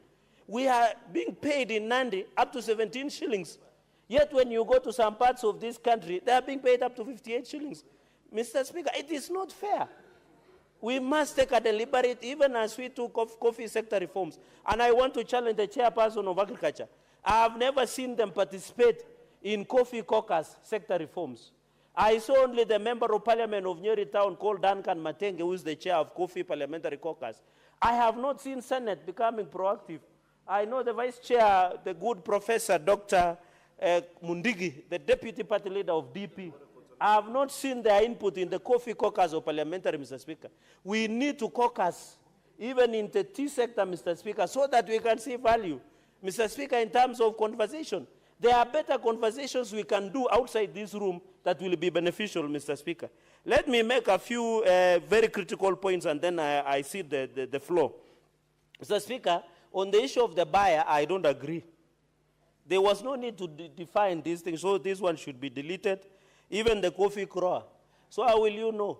If you are leasing a farm and then you grow, so what? Mr. Speaker, this one should go home, should be deleted, Mr. Speaker. Even, Mr. Speaker, on the issue, another factor is the danger of coffee theft, especially in Mount Kenya region. Mr. Speaker, I'm proposing, the unfortunate part is the incompetence in that ministry, but let me propose. Mr. Speaker, the Ministry of Interior should form what you call anti-coffee protection unit to protect our farmers. Yes, to protect our farmers the way we have done for anti-stock theft unit. Let us also form anti-coffee police unit to protect our coffee, Mr. Speaker. You have seen deaths even in Nyamira, in Muranga, in Mumeru, Mr. Speaker, where your deputy speaker comes from. Coffee is a matter of life and death. The Ministry of Interior must form anti-coffee police unit, Mr. Speaker, at least so that our farmers can feel safe. And I think also the Ministry of Interior must give powers to the Inspector General of Police, which of course is independent, to have a circular where the armed police officers are providing 24-hour surveillance and security in our coffee factories across the country. Mr. Speaker, this is because you remember the story of Chepkube during the Kenyatta era, Kenyatta 1, Mr. Speaker. And I know the youth leader Oburu Odinga is a custodian of history of this country. Mr. Speaker, coffee has been treated like a gold. People are dying because of coffee, Mr. Speaker. So we need issues of protective mechanisms, Mr. Speaker, so that our farmers and the farmers' produce can feel safe, because when we hear cases of death, attack, Mr. Speaker, the anti-coffee police unit should be formed the way anti-stock theft unit has been formed, anti-terrorism police unit have been formed, diplomatic police unit. In fact, I think at some point, Mr. Speaker, when some of us were being removed bodyguards, Mr. Speaker, in the last session, because we had a different view with the regime that was there, we lost our bodyguards, Mr. Speaker. We had even thought that we need to form parliamentary police unit so that they are not subject to few people within powers who can withdraw bodyguards of VIP protection, Mr. Speaker. So based on parliament, in fact, we suggested. So it is not something that I'm bringing it, Mr. Speaker. What is your point of order, Senator for Meru? Honorable Speaker, I wanted my good friend, Senator Chalegei, you know, he's terming anti-coffee police unit, anti-coffee. So is it anti-coffee or pro-coffee police unit? Because it is now really, I'm not getting it right, and also maybe we might mislead Kenyans who are really watching us.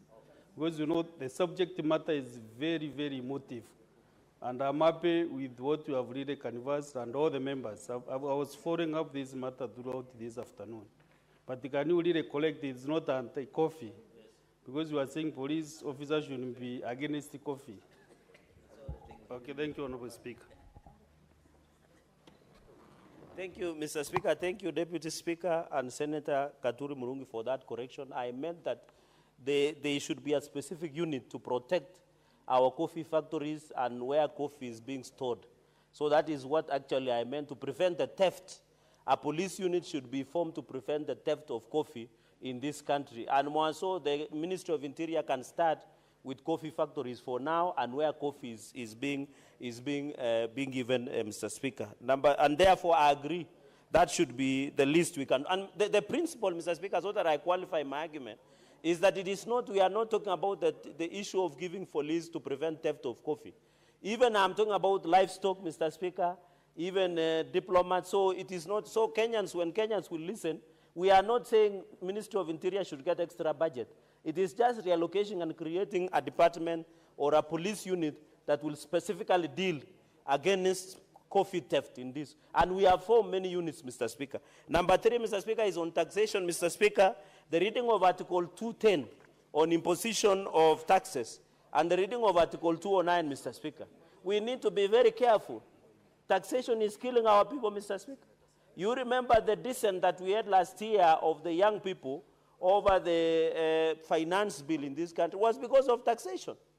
Mr. Speaker, this issue of increasing levies, Mr. Speaker, whenever you walk to a coffee or a hustler kiosk here in Ngara, Mr. Speaker, When you look at the world, it has become mosaic because of so many taxations that Kenyans are paying. We need to stop this culture that we can grow the country through overtaxing Kenyans, Mr. Speaker. We need to overgrow that. You go, somebody is paying public health, they are paying county government, they are paying music copyright society, Mr. Speaker. When you look at the number of taxes that Kenyans pay, even at the smallest level, Mr. Speaker, we should do away with this taxation. And this culture of double taxation is killing the business in our counties. Because if you are buying machine cut stones in Thika, before you enter Nakuru, they want you to pay cess. Before you enter Wasingishu, they want to pay you cess. Before you enter Nandi, they want to pay you cess.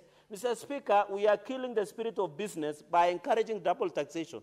And therefore, this country will not, Mr. Speaker, will not grow because of double taxation. And therefore, I want to encourage this issue of levies must stop. Because the reading of Article 209 and 210, in as much as, Mr. Speaker, that we need to arrogate powers to Parliament. Parliament must be self to alive to economic realities. If farmers continue, or people who deal with coffee, Mr. Speaker, you know what happens?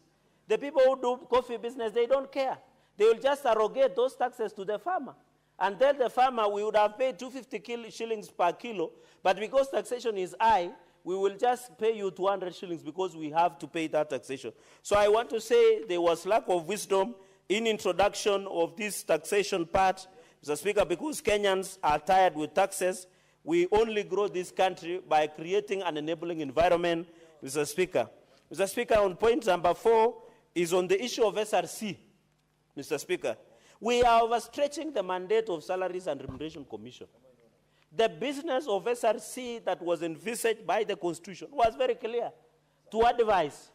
Mr. Speaker, you know our cooperative societies in our villages, some of them run on losses. Some of them are being run by charity, where directors or people who run coffee societies are supporting as part of giving back to the community. If SRC today says people who run coffee societies should be paid 25,000, some of the coffee societies I know in Nandi County do not have that capacity. And why are we overstretching the mandate of SRC? SRC has never accounted for anything that they do. You remember, Mr. Speaker, they did frustrate members of County Assembly, MCAs.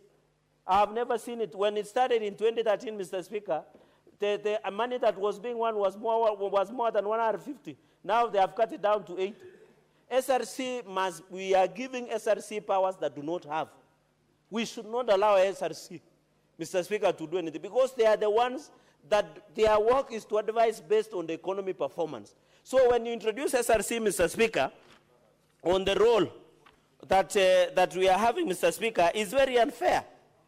Farmers, let allow coffee, the issue of SRC, Mr. Speaker, let them allow the coffees to be run by the board's managements that we have, Mr. Speaker.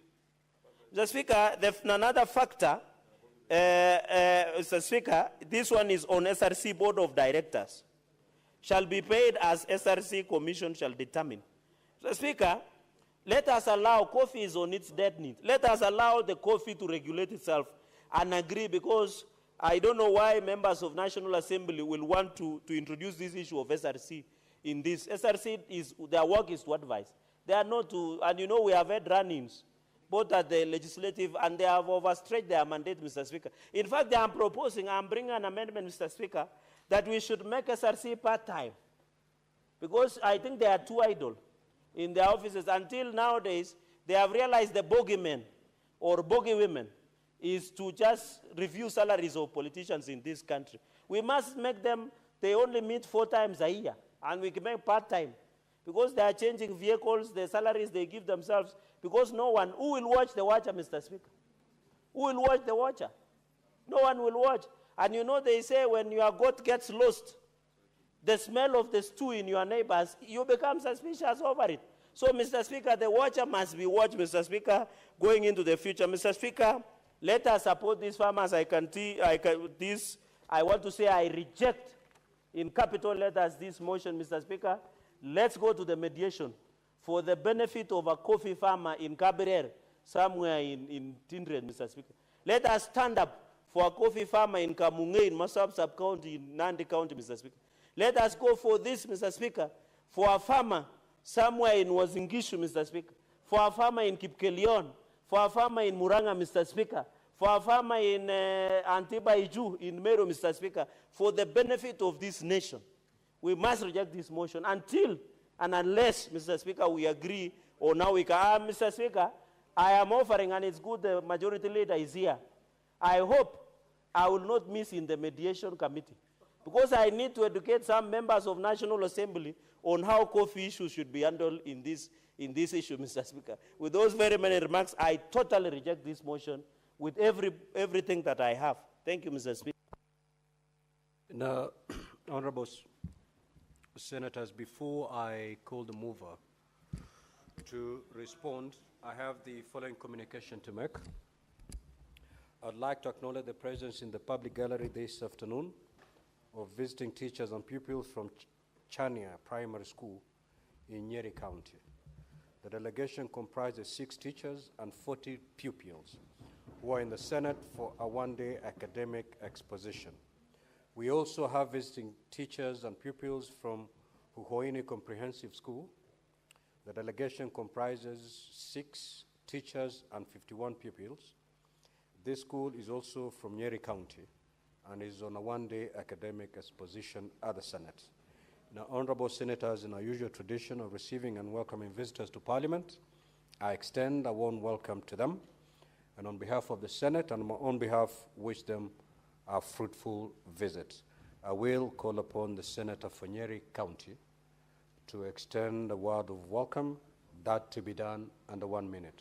You may proceed, Senator Wamating.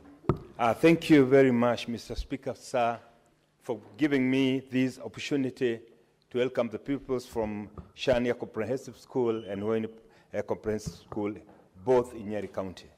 Mr. Speaker, sir, some of us, when we sponsor such as students to come and visit us in the Senate, it's because we want to give them the kind of exposure of what goes on around here.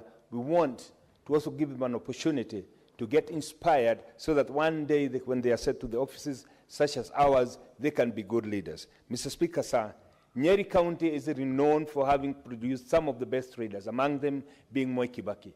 When I look at the pupils up there, Mr. Speaker, I see potential Moi Kibakis only if we as leaders also give them a good image, give them a good example, and most important, Mr. Speaker, behave as good leaders and make pronouncements that will inspire them and ensure that they get the time. Mr. Speaker, as I sit down, it is also indeed very important to acknowledge the role that education plays in this country. Mr. Speaker, we've seen through parliamentary diplomacy in the countries that we go that we've met many Kenyan students who've become renowned in foreign countries because of the good education they've received. Therefore, Mr. Speaker, I wish to take this opportunity to welcome both Chania and Huhoini Comprehensive Schools and wish them that they'll get a fruitful day and that they get to take something home. Thank you, Mr. Speaker. Senator Wakoli, you may now respond, having moved this motion.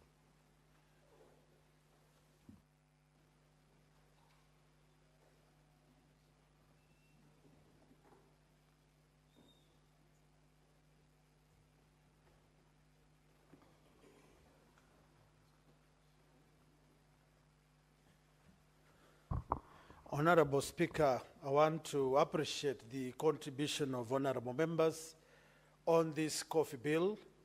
It elicits a lot of emotions across the country.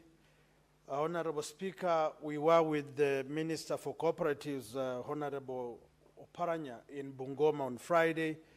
He had a real taste of the feeling and the suffering of the farmer in Bungoma, Honorable Speaker. We visited Chesikaki Coffee Mills. We visited Msese Coffee Mills. And in Chesikaki, we had about 4,000 farmers. In Msese, we had 3,500 farmers, Honorable Speaker. And what members are raising legitimate concerns. And on behalf of the committee, I want to assure honorable members that the input, the advice, and their contribution will be put into proper use to ensure that this bill comes to pass. And therefore, Honorable Speaker, I want to reply. Thank you.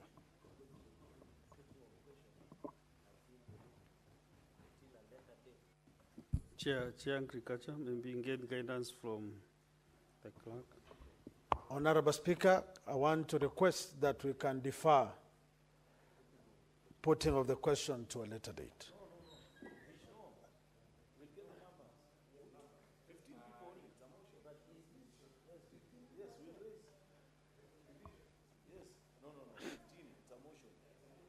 Then we proceed, Honorable Speaker. We ring the bell and deal with it. Thank you. Who is advising the bill to Mbilang?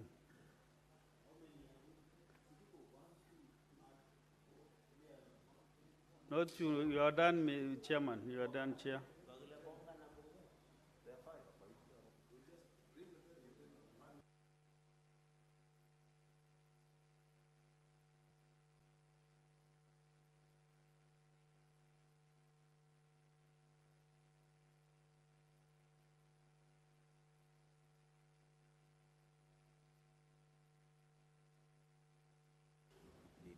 Okay.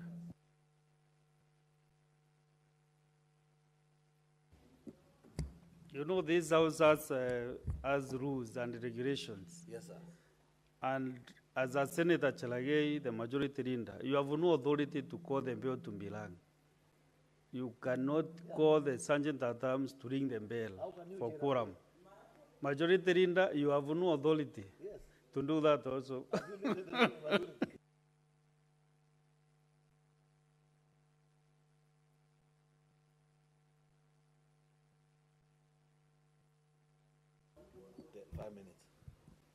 Quorum bell for 5 minutes. Yes, I've been advised that we have no quorum, so I request that Sergeant at Arms ring the quorum bell for 5 minutes.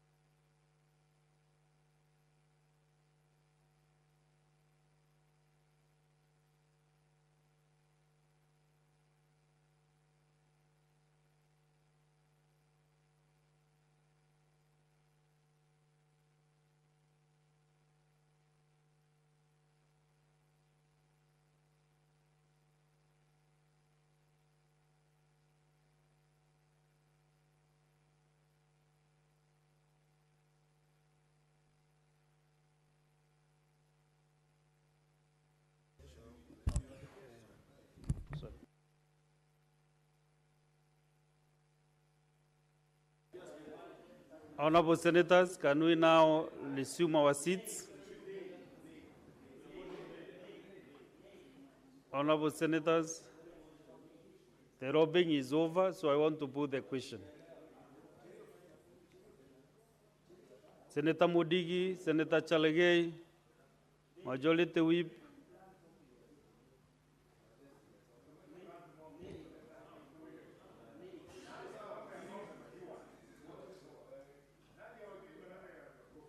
Honorable Senators,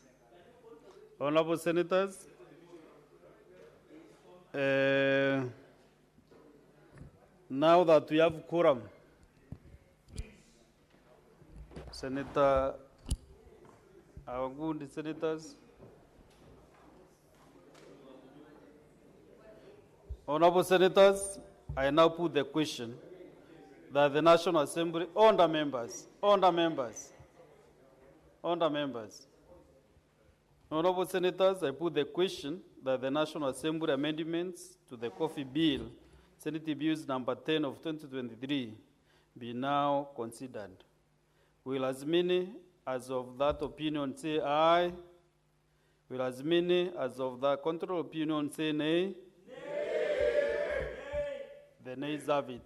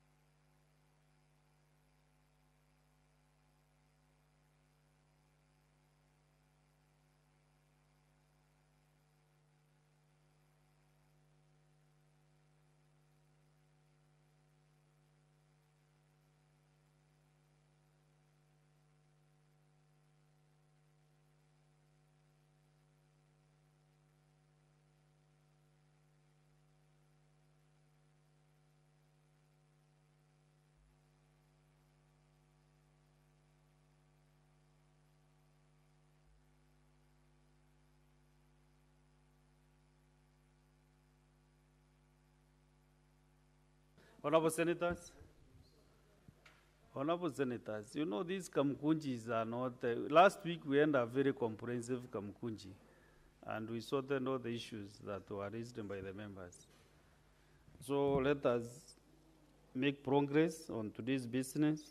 So Honorable Senators, from order number 11, 12, 13 and 14, we are deferring that business.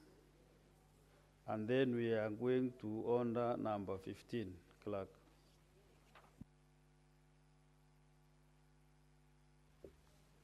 Order number 15, the Division of Revenue Bill, National Assembly Bills number 10 of 2025, second reading. Senate Majority Leader. I thank you, Mr. Speaker. Mr. Speaker, I beg to move that the Division of Revenue Bill, National Assembly Bill number 10 of 2025, be now read a second time. Mr. Speaker, this is for all intents and purpose and in full realization of what my duties are as a leader of majority in the House, the proudest of moments for every senator, because this is when we get to fulfill our constitutional mandate at its prime, which is to ensure that there are sufficient resources devolved to the county governments. Mr. Speaker, the Division of Revenue Bill is a constitutional function granted to the Senate, for which we must always take time to reflect and think deeper when we have a bill. And in the constitutional architecture, the thinking has always been that this bill begins in the National Assembly, though if it was up to me, they'd rather wait for us as the Senate to give our considered view before they input it into the budget. But given, Mr. Speaker, that this process is lost and convoluted in so many opinions and counter-opinions, not just from here, but from all corners of the country, including, nonetheless, Mr. Speaker, the apex court of the land, which in 2013 gave us one reasoning, which we agreed to and survived with for the last 11 years. But then last month, they gave a particular ruling, which we are still struggling to understand.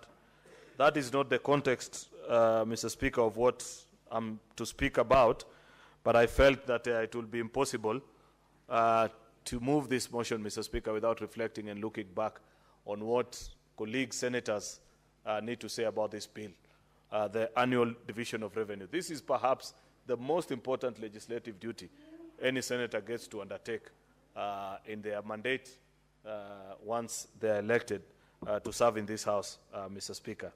And therefore, the division of revenue prepared in line with Article 202(1), Mr. Speaker, of our Constitution, which provides for the division of nationally raised revenue between the two levels of government, which is the national government and the county governments for the year 2025-2026. This bill provides that the division of revenue raised nationally between the national and county governments for the year 2025 and 2026 ensure that each level of government has resources necessary to ensure effective implementation of the function of the county. If there is a fight that the Senate must always have, and if there is a process we must always defend, Mr. Speaker, it is this exercise of dividing revenue between the two levels of government.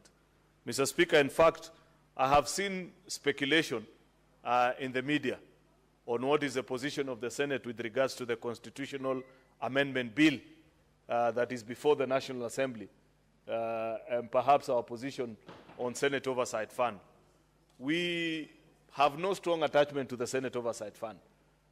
If there is something that we want properly entrenched into our Constitution, Mr. Speaker, is clarity on this issue of division of revenue. And to affirm the position of the Senate, Mr. Speaker, in terms of how much goes to our county governments. The challenges in the county governments notwithstanding, Mr. Speaker, if there has been an invention, so to speak, by way of our Constitution that has ensured that we have a perhaps more stable country than what we had in the previous election cycles, Mr. Speaker, it is a simple comfort of knowing that despite the fact that there are resources at the national level that we have to fight for as a country, but at least there is 15% of that revenue that comes to our county governments, Mr. Speaker. And that is something that Senate sits proud about. And because I have seen our colleagues in the National Assembly have provided clarity, and they've said they want CDF to be at 2.5%, Mr. Speaker. If there is to be concurrence from this House, then, Mr. Speaker, it is affirming the position of what is the exact percentage on the specific financial year, Mr. Speaker, must always go to the counties.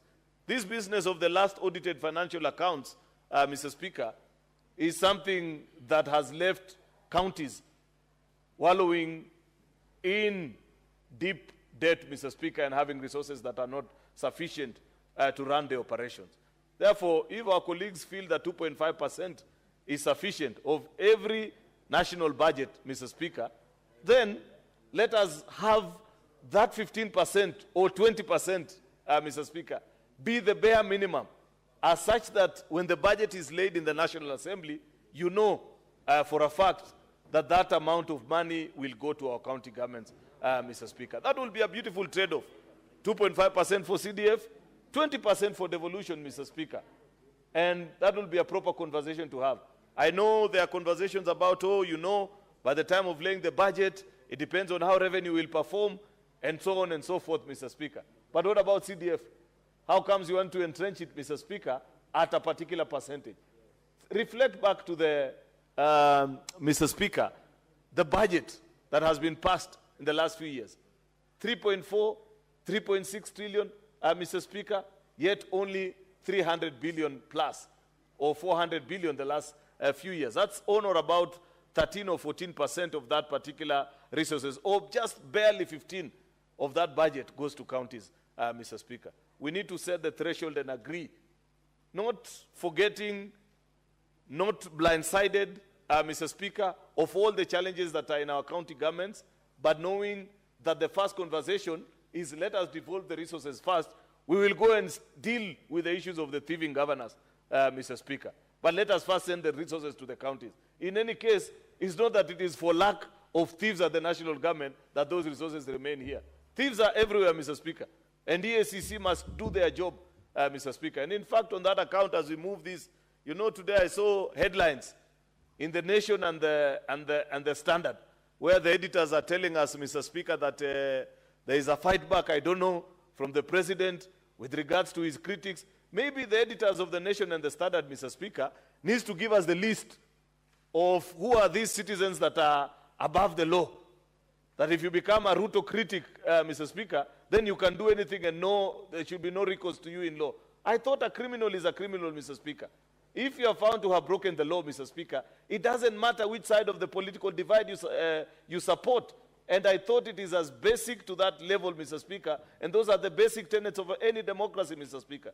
This smallness of our politics that is being perpetuated by our newspapers, particularly the Standard newspaper, Mr. Speaker, and of lately the Nation, Mr. Speaker, is what continues to drag this country behind. We must rise above petty politics, Mr. Speaker. If a governor has been found, Mr. Speaker, and the institutions of oversight, the EACC and the DPP, are satisfied, Mr. Speaker, that that particular individual is misappropriating resources that have been directed to the county government, then there are constitutional processes, Mr. Speaker, that must commence, devoid of politics, Mr. Speaker, either in support or against, Mr. Speaker. And it's not the first time, anyway, that a governor is being tried, Mr. Speaker. How many governors have been arrested since 2013, Mr. Speaker? So there shouldn't be a special exception that there are governors who should be untouchable on account of the fact that they are critics of the government. What kind of reasoning is that, Mr. Speaker, that is being perpetuated by our leading newspapers? Anyway, back to the topic, Mr. Speaker, on division of revenue. Under clause 4 of the bill, it stipulates that revenue raised nationally in respect of a financial year 2025-2026, which is the financial year that you're about to go, shall be shared equitably among the national and county governments in accordance with the schedule of the bill. Then clause 5 will provide that the actual revenue raised nationally falls short of the expected revenue set out in schedule. The national government shall bear the shortfall. This goes without saying, and that's why, Mr. Speaker, if you listened to me earlier, I had proposed only 15 or 20%, so that if you have a significant shortfall, Mr. Speaker, at least, because in the first instance you had taken 80% of the national budget and left it at the national government, Mr. Speaker, when there is a shortfall, then they should bear the responsibility, Mr. Speaker. And I must appreciate that that has always been the case, Mr. Speaker, save for unique moments when we've had challenges, like last year, Mr. Speaker, when with failure to assent of the finance bill, Mr. Speaker, there was a significant drop in nationally raised or expected revenue by close to 400 billion, Mr. Speaker, and therefore we had to review downwards what we had actually proposed in DORA. And if you recall, late last year, towards November, we had to do a new set of division of revenue bill. I can't get the figures exactly. I think members of the Budget and Finance Committee will recall that we had to do that, Mr. Speaker. The clause 6 of the bill, Mr. Speaker, provides that if the actual revenue raised nationally exceeds the projected revenue set out in the schedule, this has never happened, and it will be Christmas, Mr. Speaker, or Ramadan, if you want to put it, Mr. Speaker, if this was ever to happen, that we raise more than the projected revenue, what will happen in such a situation?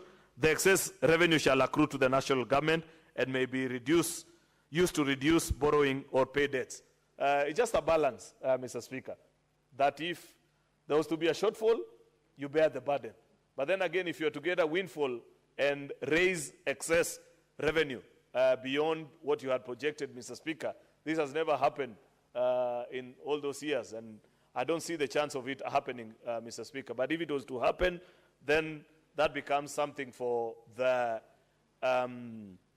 what is it called, the Treasury, Mr. Speaker, to manage our budget books better.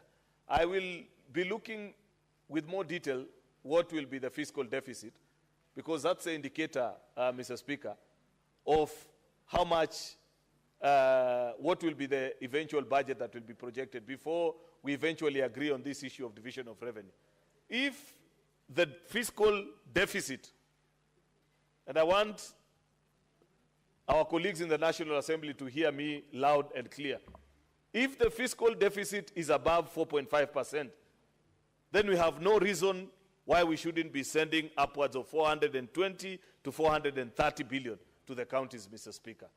And I will be speaking to that later when eventually they lay their report on the floor of the House next week. I can't speak for now, Mr. Speaker, because I don't know eventually what they will agree, but we'll be waiting for the report of the Budget Committee of the National Assembly. But my point and my argument, which I shall be pushing on the floor of this House, as somebody who follows our budget-making process keenly, who understands it, Mr. Speaker, and knows what ought to be the balance between what is shared nationally and what is shared at the county governments, my argument, Mr. Speaker, is that at a 4.5% fiscal deficit, then 430 is possible, Mr. Speaker.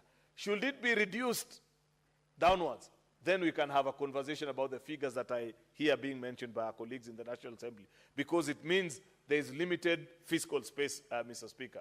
But we cannot have a situation where we are allowing the National Treasury to borrow significant or colossal amounts of money, Mr. Speaker, while sending to counties very few resources. Mr. Speaker, you will recall, and I wish Senator Moses Kajwang, the chair of CPIC, was here with us, that due to the court ruling, we met here towards the end of the session, and we received the audit reports of many of our counties, and we passed them one afternoon and raised comments and said we shall find mechanisms through ways and means of addressing that particular challenge, Mr. Speaker.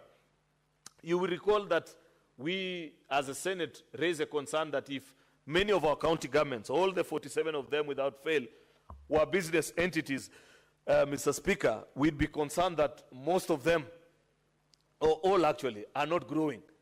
And anything, the rule of life, Mr. Speaker, is that if you're not growing, then you're actually dying.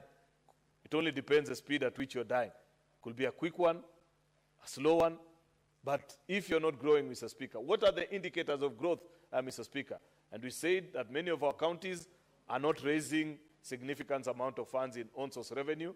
We raised the fact, Mr. Speaker, that many of our counties, Mr. Speaker, I think it was about 34 out of 47, are actually doing more than 50% of the devolved, of their shareable revenue to pay recurrent expenditure, Mr. Speaker. Actually, less than 10 out of 47 counties, Mr. Speaker, spend more than 25% of their shareable revenue on actual development, which is the statutory edict as per Schedule 4 of the PFM Act Regulation 25, Mr. Speaker. And that is a conversation which I have kept on challenging my colleagues who serve in budget and finance. I know the Vice Chair is in the House, though she's not listening to what I'm saying, Mr. Speaker. And I hope that one day they will lead this House into a proper conversation about what needs to happen. Because this is something that should be of concern to any senator. If out of these funds, it makes no sense, colleagues, to fight for 400, 450, while 90% of that funds, Mr. Speaker, ends up being misappropriated. Why should we fight to send 450 billion, for example, to the counties, Mr. Speaker, if more than 50% goes to pay hardly 300,000 or 400,000 citizens, Mr. Speaker, to the exclusion of the millions of others? If you go to a county like Meru, and I don't know what the population of Meru, for example, is, Mr. Speaker, simple mathematics, I want to believe maybe upwards of 1.5 or nearly 2 million, because Meru is a fairly large county, Mr. Speaker. 1.6 million, Mr. Speaker. If out of your shareable revenue, Mr. Speaker, of upwards of 10 billion, your governor ends up spending more than 50% of it to pay employees who are barely 4,000 or 5,000 in that particular, what are you telling the rest, the 1.55 million citizens that don't work in the counties? And I have been pushing that as a House, we must have this conversation. And you know, it's simple. It's populist, Mr. Speaker, to say I've employed so-and-so. You know, nowadays, in fact, governors have found a new way of explaining. They hide behind very popular employment initiatives. I have picked young people. You know, I have to employ them as revenue officers so that we get more revenue. Or I have picked nurses. I have picked this or the other, Mr. Speaker. While it may sound logical, commerce has no sense. No, commerce has no feeling, Mr. Speaker. It has sense only. You either do the right thing or you fail. It doesn't matter the intention. It doesn't matter how emotional you are about it, Mr. Speaker. If at the end of the day, you're not managing your resources prudently as a county government, Mr. Speaker, the results will show very quickly. Therefore, Mr. Speaker, I really want to request our colleagues to reflect deeply on this particular matter as we think about division of revenue and the things that we need to do, Mr. Speaker. The final part of this, Mr. Speaker, is that the Schedule 6 allocates a total of 2.835 trillion, Mr. Speaker, as follows. National government remains with 2.4 trillion. Equalization fund gets 10 billion and 405 billion to county governments, Mr. Speaker. I know the Budget and Finance Committee has thought through this process. They have proposed an even higher figure. As the Vice Chair comes to second, Mr. Speaker, I'm sure she will speak to the House and tell us what is their proposal before we eventually agree with them or see what to do. Therefore, Mr. Speaker, it will be unfair of me, knowing that this is something that many colleagues want to comment on and share their thoughts, particularly on all these issues that continue to face our county governments, Mr. Speaker, for me not to yield the floor so that colleagues can speak to this particular bill, particularly being guided by the report that was tabled by the Budget and Finance Committee, which I want to believe by now, Mr. Speaker, has been shared with us in the official channels of the House. Therefore, with those many remarks, Mr. Speaker, I beg to move and request Senator Tabitha Mutinda, who's the Vice Chairperson of the Budget Committee of the Senate, to second and take us home with regards to the 2025 Division of Revenue Bill. I thank you, Mr. Speaker. Vice Chair on Budget and Finance, Senator Mutinda.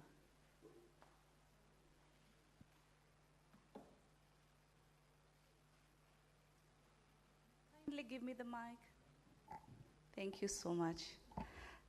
Thank you, Mr. Speaker. And I rise to second our bill, the Division of Revenue 2025. I really want to start by appreciating the Majority Leader. I've been keen on the sentiments and the submissions and the contributions that he has been able to highlight. But allow me, Mr. Speaker, to actually start by appreciating all the stakeholders that worked with us on this annual discussion of Division of Revenue, Mr. Speaker, led by the COG Chair, Governor Hamed of Wajir, National Treasury, led by the Minister himself, Honorable Mbadi. CRA, we've worked very closely with them, up and including, apart from the issue of this Division of Revenue, also on the upcoming formula that we look forward to discuss on Thursday. There was also the Institute of Certified Accountants, that is ISPAC, Budget Hub. I can't forget, Mr. Speaker, also the County Assemblies Forum that we always engage very closely. Kenyan Devolution Civil Society and the Coast Civil Society Networks for Human Rights, they also did their submissions, Mr. Speaker. Mr. Speaker, I find it also, you know, it's important to state all the stakeholders because the views, the conclusion, the recommendations that we are making to this House as a committee, Mr. Speaker, have been a process that we've engaged these very key stakeholders on the different areas that we focus on, Mr. Speaker. Mr. Speaker, the bill indicates the projected revenue for financial year 25-26 at 2.8 billion, Mr. Speaker. But when the Minister for Finance appeared before the committee, he indicated a downward revised projection from 2.8, Mr. Speaker, to 2.756 billion. That is the downward projected revenue that this minister indicated in the committee when he appeared. And I'm pronouncing this, Mr. Speaker, because of course now with from 2.8 to 2.8 trillion to 2.7 trillion, then of course figures will change. Because you note very well, National Treasury and the National Assembly Committee of Budget proposed 405 billion for counties' equitable share. Unlike what we proposed, which I'll indicate very shortly, Mr. Speaker. The bill also indicated that the proposed county equitable share is 25.79% of the most recent audited financial reports. And I want to emphasize on this, Mr. Speaker, because as a committee, we've really been pushing that the Committee of Finance at the National Assembly be able to approve the audited reports, because the Constitution is clear in terms of us using the last audited reports. And if the reports are not, approved, audited and approved, then it becomes difficult, but that was done, and whereby the amount is 1.5 billion. With this 1.5 billion, Mr. Speaker, then the equitable share percentage increases to 21%. The required is 15%, and so with the last audited reports approved of financial year 2020-2021, the amount is 1.5, which gives it about 21% from the 15. So it meets the required 15%, Mr. Speaker. Mr. Speaker, having said that, Article 204 of the Constitution is quite very clear in establishing what we call the Equalization Fund, into which it shall be paid 1.5% of all the revenue collected by the national government in each year. Mr. Speaker, we've been on this table, on this floor of the House, still on the issue of the Equalization Fund, a matter that is very important for all the counties, Mr. Speaker. There have been arrears when it comes to the issue of the Equalization Fund. Tabled before this House, the deficits, what has been remitted by National Treasury, and where we are as far as these deficits are concerned. And they should not be confused that the Equalization Fund is also part of the equitable share, Mr. Speaker. In consideration, Mr. Speaker, the committee was very cognizant, okay, of the budget policy that we did a few months ago for 2025. We did a recommendation. Our recommendation, Mr. Speaker, of 465 billion is based on the factors that we were able to consider, Mr. Speaker. For us to have concluded to 465, Mr. Speaker, there were factors that led to this. What I remember also, the proposal by the governors, the COG, they proposed actually 536 billion. But we proposed 465 billion. Why, Mr. Speaker? And this is where I want to be very keen, Mr. Speaker. One of the key issues is the housing levy deductions. These are additional recurrent costs that affects all the 47 counties, Mr. Speaker. And with this additional cost, counties need to do their statutory remittances. The PAC committee, us as finance committee, and as early as yesterday, we were actually in Kitui County doing oversight on the issue of pending bills. And you find that the governors are also part of the issues of non-remittance of the statutory deductions is part of pending bills, Mr. Speaker. If counties are not able to get enough funding, then what will happen to these issues of housing deduction? And I speak because today, Mr. Speaker, we were with the President, His Excellency Dr. William Ruto, at Mukuru, Kwanza, where he has given keys to people to occupy their new homes, Mr. Speaker. You know very well when this issue of the housing came about last year, there were so many politics around it. But today, Mr. Speaker, we are happy that we've witnessed Kenyans receiving keys to be able to get into their new homes. Coming from the slums, they were also not able to believe that it is actually happening. If we do not consider the budgets for the counties as far as the issue of housing levy deductions, what are we doing to our people in this country that are still living in the slums? Article 43, Mr. Speaker, is very clear of the Constitution. It says it is a responsibility of the government to provide affordable, good environments, comfortable environments for its citizens. And today, Dr. William has made history when he went to Mukuru Kwanjenga and handed over keys to people who are coming from places whereby even toilets were a problem. And you could see leaders politicking because you go to their houses, they have even 5 toilets. But how many toilets can you use at once, Mr. Speaker? Today, Mr. Speaker, when we factored the 465 billion, these are some of the amounts that we looked at, as I've said, the housing levy deduction. Mr. Speaker, there's also the enhanced contributions for NSSF, Mr. Speaker. This is a subject matter that we've always communicated. And the president has been on the forefront, talking about whereby people retire, you go back home, and you're still within the same, little means of what you are able to save when you're receiving your pension. But with the increased enhanced contribution, someone is able to at least live a comfortable life, a bit comfortable life, Mr. Speaker, even after retirement. Mr. Speaker, the children that we have nowadays, if parents are going to continue saying that I will depend on my children, the kind of children we have today, they are focused with their life.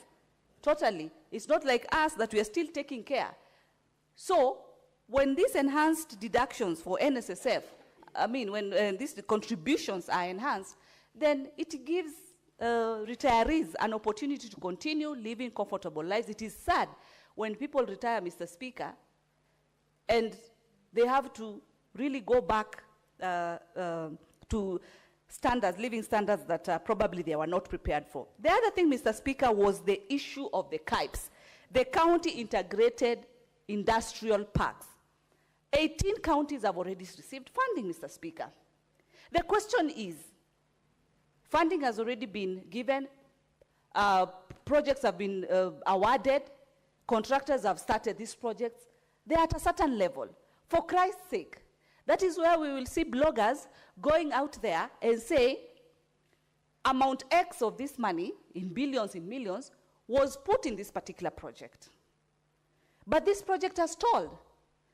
So, someone ate the money, or what really happened? And the narrative that goes out there is someone ate the money. And at times it's because we are not giving enough funding for these projects so that they are completed and Kenyans are able to see. And when I go back to the issue of the housing today at Mukuru, sorry, Mr. Speaker, it's so, it was so emotional for the families. And we were so happy as leaders because you are able to actually see the money that I'm being deducted today as housing levy. At least today I've been able to have an opportunity to see where money is going.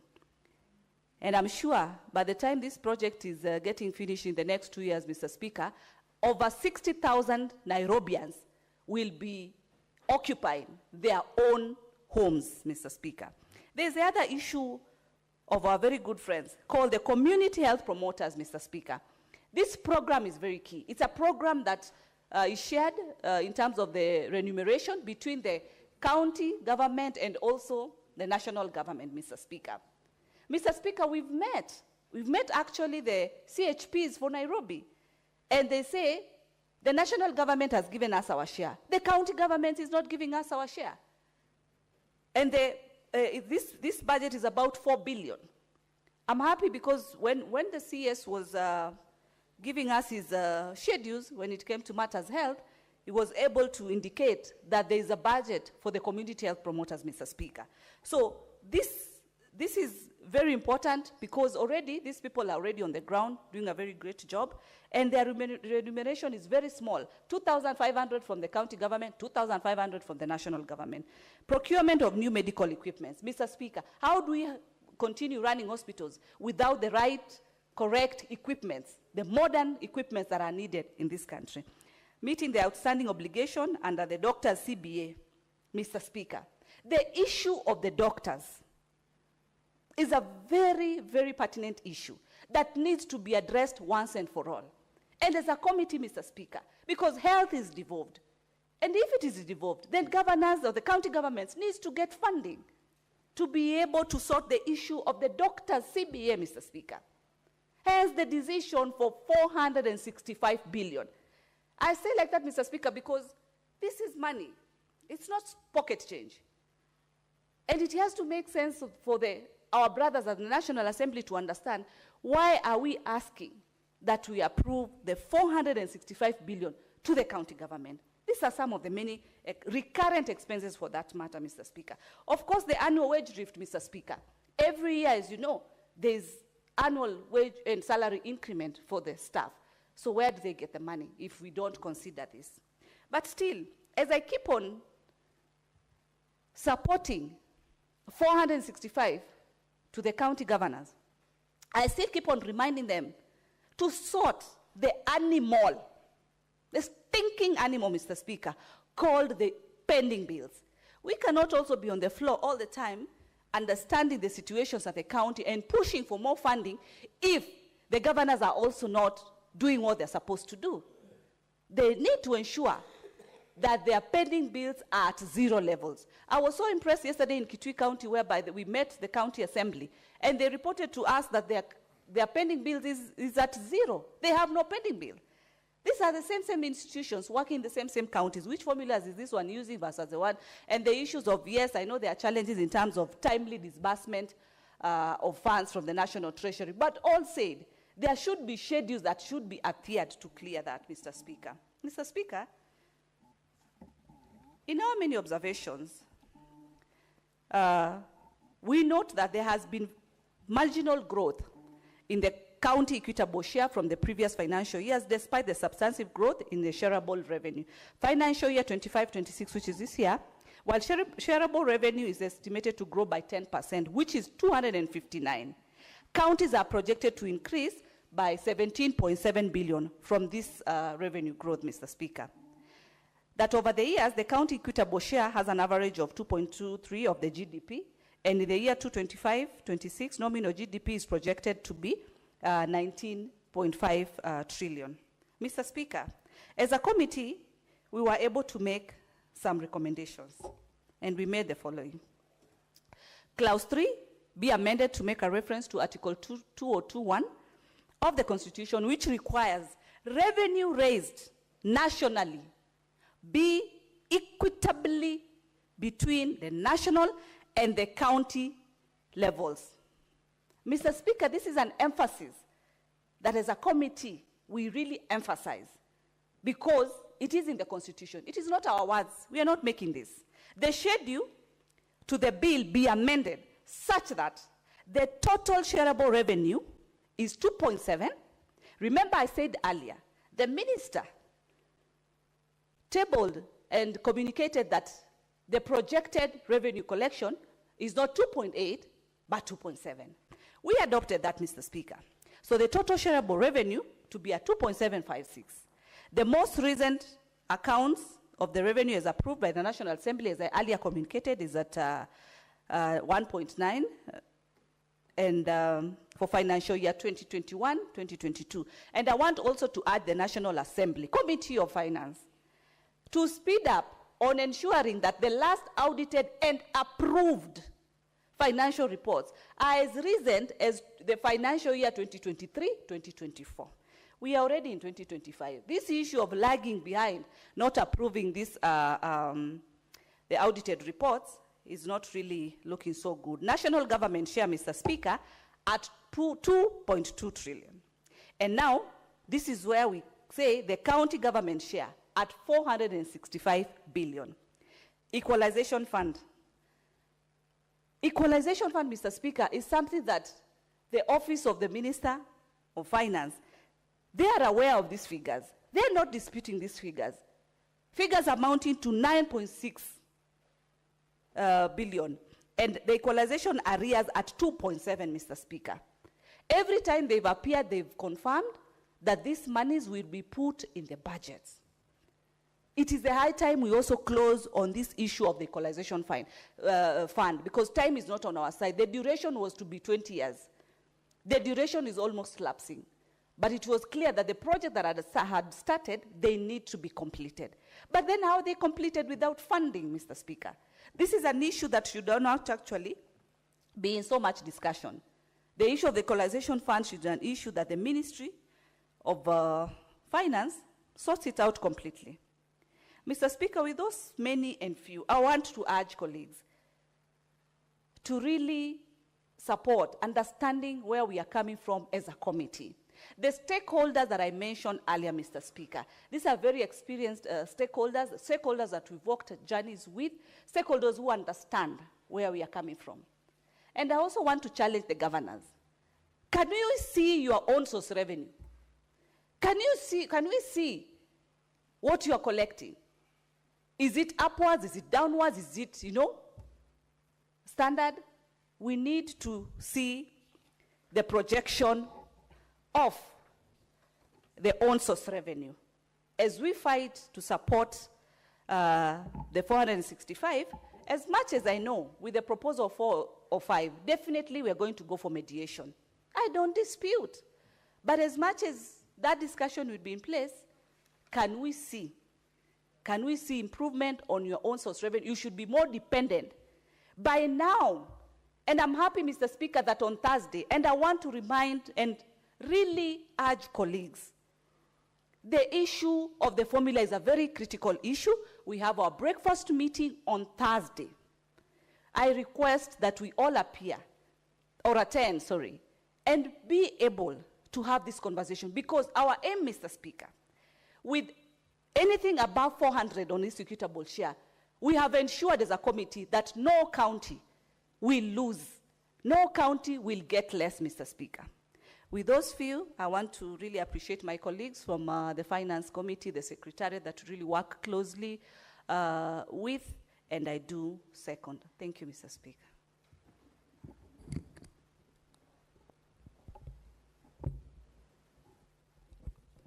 Honorable Senators, I propose the question that the Division of Revenue Bill, National Assembly Bills number 10 of 2025 be now read a second time. Senator Mudigi Alexander.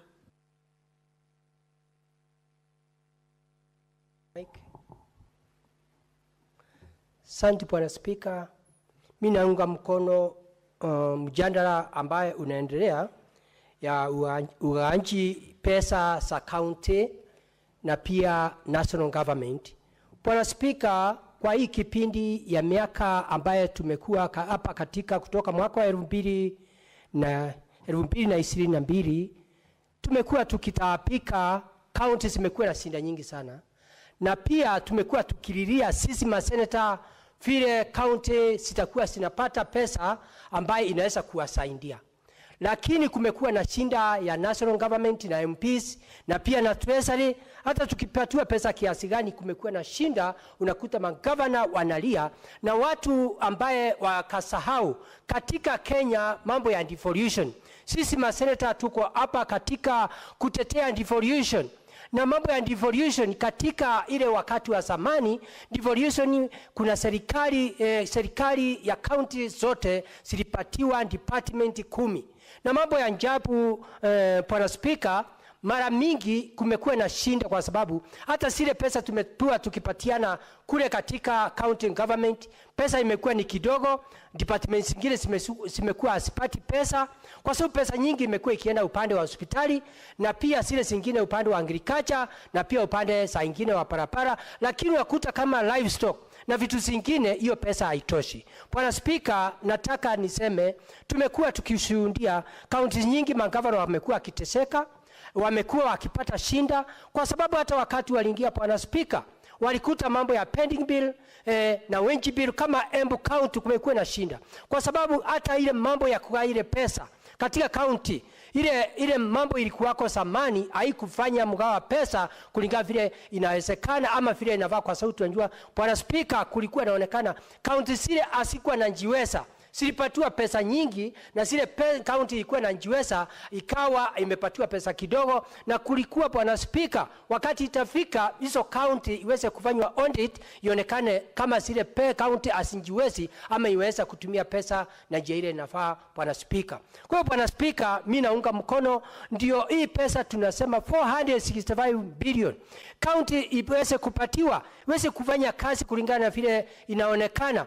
Bwana Speaker, tukiwa maseneta kila wakati wote tumekuwa tukiona health promoters, daktari waikuja pale kwa ngeti, na ni kitu ya hivyo sana na hakuna watu wanaangalia. Na sasa ni wakati huu tunataka kuomba serikali ya national government na MPs na treasury, sasa ni wakati wao ile finance Senate inataka ile pesa iweze kupatiwa ndio health promoters, daktari na wale watu wengine. Hata Bwana Speaker, tumeona wafanyikazi wa county government wakiselewa kupata misahara na pia mambo mengi, na tunaona vile economy inaendelea, mambo mengi inaonekana, pesa nyingi zimekuwa na shinda, kwa sababu tumeona kama serikali hii unakuta kama mambo ya ushuru ya nyumba, mambo ya ushuru ya SHA inaenda juu, na ndivyo inaonekana Bwana Speaker, kama county government wataweza kupata pesa Bwana Speaker, wataweza kuongezea wale wafanyikazi waweze kulia. Bwana Speaker, mangavana wengi wako na shinda, kwa sababu tunaona hata wakati mvua inanyesha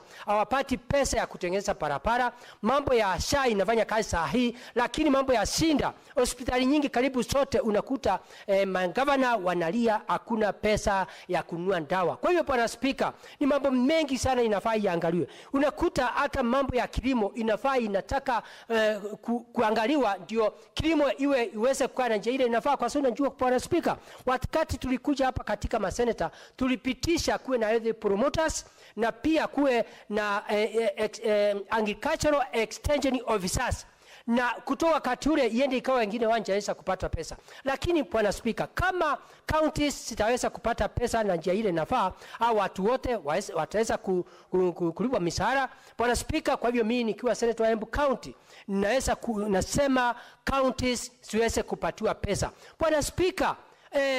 Mambo mengi tumekuwa tukisikia vile MPs wanasema ati governors ama counties inatumia pesa kulingana na njia ile inafaa. Bwana Speaker, mimi ningekatana na mambo ya MPs, kwa sababu kazi yao ni wapitishe pesa ikuje katika Senate, na Senate iweze kugawa mgayo kulingana vile inafaa, ndio county zote iweze kupata pesa. Ni sisi tunafaa tukiwa ma senators kuangalia mambo ya oversight na kuangalia vile pesa inafanya kazi, lakini sio mambo ya MPs. Mambo mengine Bwana Speaker, ningeomba hata kama counties watapatiwa pesa, tutapitisha budget mpaka iangaliwe kama zile pesa inaonekana hiyo pesa siwe inapatikana, ndio counties siwe ikipatiwa. Na pia Bwana Speaker, mambo ya treasury tumeona mara mingi, hata nakumbuka wiki jana waziri wa fedha alikuwa nafaa atembelee katika Senate anjibu maswali, lakini tumeona hakukuja. Kwa hiyo Bwana Speaker, hata mambo ya treasury mpaka Bwana Speaker itaangaliwa, ipiwe mshasha ionekane ama ni nini iko na shinda, ndio waziri wa fedha aweze kupatia county zetu pesa, ndio mwananchi aweze kufaidika. Kwa sababu wakati huu tumeona county nyingi inaweza kufanya kazi, mangavana wanafanya kazi, na pia waweze kufanya kulingana vile inafaa. Kwa sababu kusema ukweli, county nyingi mangavana wanateseka sana,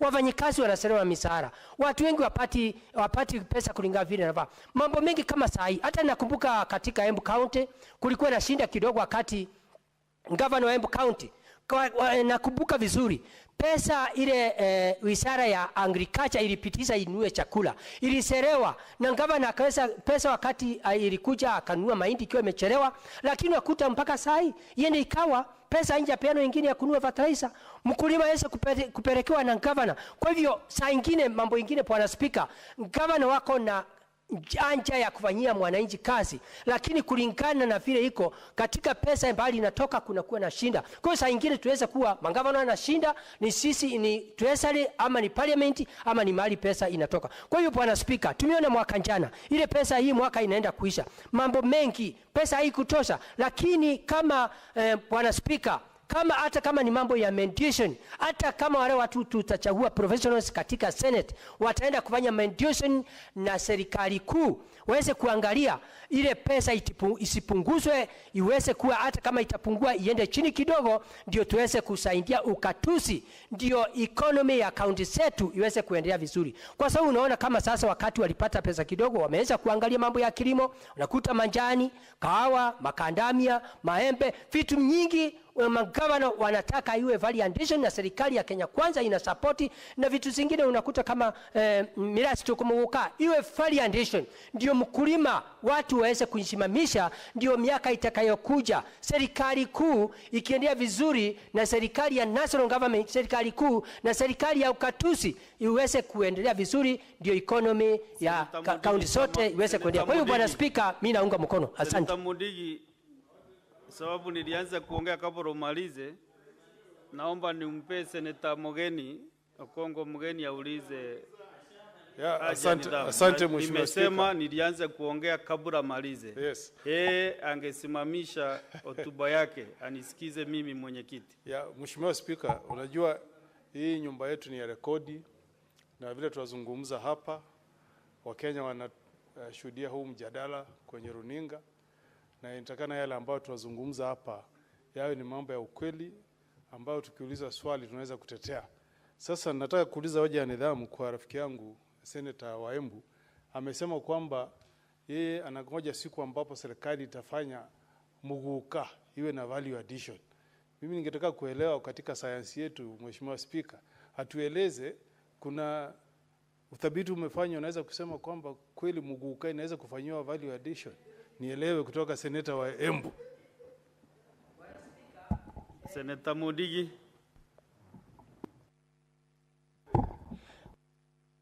Speaker, ni vile nimesema mambo mengi inafaa pesa ipatikane, mkulima aweze kufaidika. Ingawa hata watu wengi ni kama vile wewe mwenyewe ulikuwa hapa ulisema kama Mount Kenya wanakuwa favored mambo ya kilimo, na ukasema vile tunakuwa favored, lakini mambo mengi inafaa iangaliwe, ndio mkulima wote katika Kenya hawezi kuangaliwa kama ni mambo ya ule mkulima wa mguka mrasi kumura, na mambo ya kilimo ya manjani, na mambo ya kilimo kama ya sukari, vitu nyingi ndio iwe value addition, ndio mkulima awache kutaapika. Kwa hivyo hata kama haijakuwa inakubaliwa, lakini kuna mambo inafaa ifanywe ndio mkulima yote katika Kenya aweze kufaidika. Seneta Modigi vile aliuliza ni kama kwamba muguka inaweza fanyiwa value addition. Inaweza kuwa tengenezwa vitu gani? Muguka inaweza tengenezwa vitu gani ingine ndio uongeze faida kwake? Muguka kumura kama Bwana Speaker, kama inaweza kuangaliwa njia ile inafaa. Inaweza kutengeneza juice, inaweza kutengeneza wine, pia muguka inaweza kutengeneza hata dawa ambaye ya kuvuvua mili. Ile ambaye kama mtu amedungwa sindano akiwa ako hali mahututi, inaweza kutengenezwa vitu kama hiyo. Ile kitu inafaa ni kutolewa pesa ya kufanya research, na sio mwokavu peke yake, hata vitu nyingi. Ndio mimi namaliza. Kwa hiyo naunga mkono pesa iweze kutoka nyingi, na serikali iweze kuangalia mambo ya research ya vitu nyingi, sio mwoka peke yake ama mrasi peke yake. Asante Bwana Speaker. Kwa hiyo naunga mkono. Seneta Modigi, umejibu vizuri kabisa. Umeeleza vizuri vile muguka ama miraa inaweza tafutiwa namna ingine kuongeza dhamana yake. Who do you want to inform Senator Cullen? But he's done, but what other information do you have? Maybe you have some experience of what miraa can do better or muguka. Thank you very much, Mr. Speaker. I want to inform Senator Mundigi that actually, as we speak today, there is a booming business of Jabba juice that is going on in Nairobi. And we have several brands. It's actually a drink I don't want to say if I have consumed it or not, but I have seen people consuming it. It is called by brand name Jabba Juice, with different brands depending on the company that produces it. And what this has done, Mr. Speaker, is that it has expanded the base of the people who consume Jabba. Because ordinarily, there are people who would not chew Mogoka or Mira, but they are comfortable sipping the Jabba juice and feeling the Handas effect of the Mira. Thank you, Senator Karen. Also, maybe I will advise that you should also taste and also enjoy the experience. The other benefits which come with the Jabba juice and any juice associated with the Mira, they have very good benefits. You should just try. Also, I'll ask our good doctor, Dr. Ali Boni, you should also try that juice. It can really be of good benefit to you. I have that experience and I know it works so well. Senator Mboni, you are the next contributor to this motion.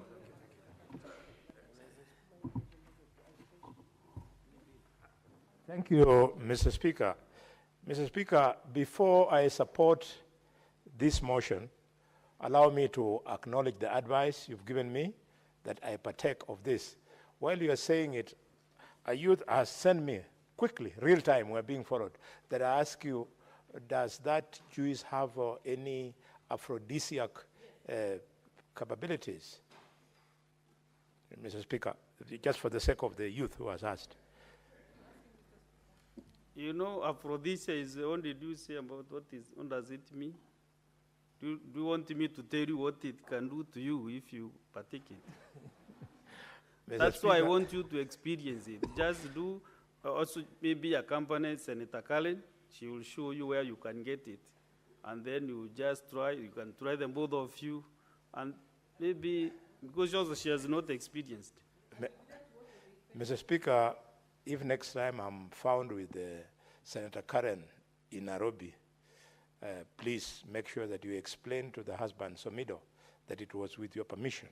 Otherwise, I was not going to go out with her, Mr. Speaker. And make your contribution to the motion. Mr. Speaker, thank you for the advice, and I rise, Mr. Speaker, to support this bill. Mr. Speaker, this is a bill that you cannot oppose because we want to share revenue between the two levels of government. What you can do, however, is in supporting it, you spot the things that are not relevant or necessary in this bill so that we make it better. Mr. Speaker, for this reason, I support and propose that this House does so, but with the amendments. Mr. Speaker, the key amendment that we shall have to do is to ensure that the money reflects the functions that the county governments are supposed to do and the functions that the national governments are supposed to do. Reading through the bill, Mr. Speaker, the National Assembly tends to overemphasize what the government has called national interest. On another day, Mr. Speaker, I'll challenge either the Deputy President, because he was the first to speak to it, and these MPs, to tell Kenyans what exactly they mean by national interest. Are you saying that the functions, some of them, that are done in county governments do not carry national interest with them? Mr. Speaker, really, agriculture that feeds the republic is a function of grave national interest. And therefore, counties should not be denied money on the assumption that there is a greater interest that is only discharged by the national government. Similarly, Mr. Speaker, the question of treating Kenyans is a matter of grave national interest, is done by counties. Mr. Speaker, the matter of early childhood development education is a matter of grave interest to this nation, is done by county governments, and so on and so forth. So, Mr. Speaker, we would want to urge members of the National Assembly to try and understand devolution better and appreciate that all of them come from one county or the other. And that being the case, they should not, while making a decision on the actual quantum of what goes where, be tempted to think that they owe it to the national government. When we are dividing revenue, all MPs, members of the National Assembly and senators, must ensure the proper principles of division of revenue between the two levels of government. Mr. Speaker, I want to propose that this House rises and stands behind the proposed figures of division, where we propose that the national government gets 465 billion shillings and the national government gets 2.231 trillion shillings.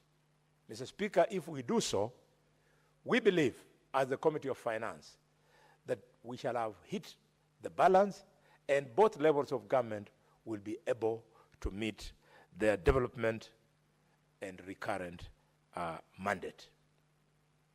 Mr. Speaker, as we divide this money, the national government must know that the 2.231 trillion that they are remaining with, when it comes to development, all the 8 regions of Kenya, they must see equity. We are tired, Mr. Speaker. We are sick and tired, Mr. Speaker, to go around the country, and when you go to one region of Kenya, you find it is 100 years ahead of another region in this country, Mr. Speaker. And the only crime that the region which is 100 years behind is because a son from that region or from a community of that region has never risen to the presidency or the office of prime minister. This bad behavior of development following the region and community from which the top leadership of the country comes from must come to an end in the new Kenya. In the new Kenya, we want all our 8 regions to enjoy development equitably. Mr. Speaker, it's wrong for one single region. It's wrong for one sub-county in this republic to be left behind. All sub-counties, 290 of them, 47 counties must, together with the 8 regions of the Republic of Kenya, be seen to move at the same pace. Mr. Speaker, in this particular 2.231 trillion that is remaining at the national government, we would like the cabinet of His Excellency, President William Samoei Ruto, the man we campaigned for, the man we support, and the man we want to succeed so that our country can succeed. We would like them to hear us clearly that we, the people of Western region, expect in this parliament, in this cabinet, in this budget, we expect that for the first time since the creation of the country called Kenya, for the first time, the people of Western Kenya will enjoy the dual carriage in going home and coming to the capital city of Kenya. We expect, Mr. Speaker, a dual carriage from Nairobi to Nakuru to Mau Summit. Mr. Speaker, at that point, we expect that dual carriage to go into 2 branches, one branch to go to Kericho, and Kericho to Kisumu, and Kisumu to Kakamega, and Kakamega to join the other branch at Kabrengu in Webuye. And this other one, Mr. Speaker, because they might not know where we want the road to go through, I'm defining to them the other dual carriage. Upon diversion at Mau Summit, it should go, Mr. Speaker, to Eldoret, Kabrengu, Bungoma, Malaba border. And this will be massive because it is going to be a game changer in the economy of the Republic of Kenya. It should not be lost to Kenyans that when I say this, I'm not only saying as a patriotic son of this country who was born in the western region of Kenya, but I'm saying it as a man who is alive to the fact that if we don't grow our economy, the population has been growing much faster, we will burst. And therefore, we will be responding, Mr. Speaker, to the fact that Kenya's biggest single trading partner is Uganda. Coupled with the contribution of the trade that we do with Bujumbura and the trade we do with Kigali, Mr. Speaker, and the trade that we do with Goma, this dueling will be a game changer. And it should, Mr. Speaker, be followed by a standard gauge rail line. We insist that this is the future of Kenya. And what is more, so that I don't look like I only look at the Republic of Kenya through the prisms of where my community comes from, it's important that as we dual the western part, we should also dual the highway from Nairobi to Mtito-Andei, to Voi, and to Mombasa, because Mombasa is the gateway into this country, and because Mombasa is the one through which all the huge volume of trade that we do with Uganda, with Bujumbura, with Kigali, and with Juba, where it comes through. Mr. Speaker, we'd expect the national government, through the 2.231 billion shillings, Mr. Speaker, to ensure that the projects of Vision 2030 that were identified by President Mwai Kibaki are actualized. There is the critical project of LAPSET, the Lamu project, creating that port, Mr. Speaker. It is being done half-heartedly, as if we don't want to create jobs, as if we don't want to open the economy through the northern corridor. We need to do the LAPSET project. We need to fix a dual carriage from Lamu to Malindi to Mombasa, and from Lamu all the way to Garissa, into Ethiopia, and into South Sudan, Mr. Speaker. Mr. Speaker, it's only when we do this that we shall create jobs. I am one of the firm believers that our children to be afforded an opportunity, Mr. Speaker, to get jobs abroad is a good idea. But I also know that creating jobs at home is a better idea. When our educated youth leave this country to go to work abroad because we are chasing after diaspora remittances to the country, it's a good thing. But having them work at home so that all their income is earned and left here is a better thing. So, as the government pushes to push our children for jobs abroad, they have a greater responsibility to create jobs at home. And we would like election 2027 to turn on what it is that we are doing for our youth. As a father of youth, I believe that we owe it to them that we give them jobs locally. I have some of the top young professionals in my family, and I wouldn't want such a brilliant children not to work for the Republic of Kenya. I would like them to work here so that they emulate me, how I worked for this republic before I came to this parliament. The Speaker, it's not a joke. It is not by accident that the United States is ahead, that China is chasing them, that India is chasing them. It is because, Mr. Speaker, these three countries, they make sure the best of their best work at home.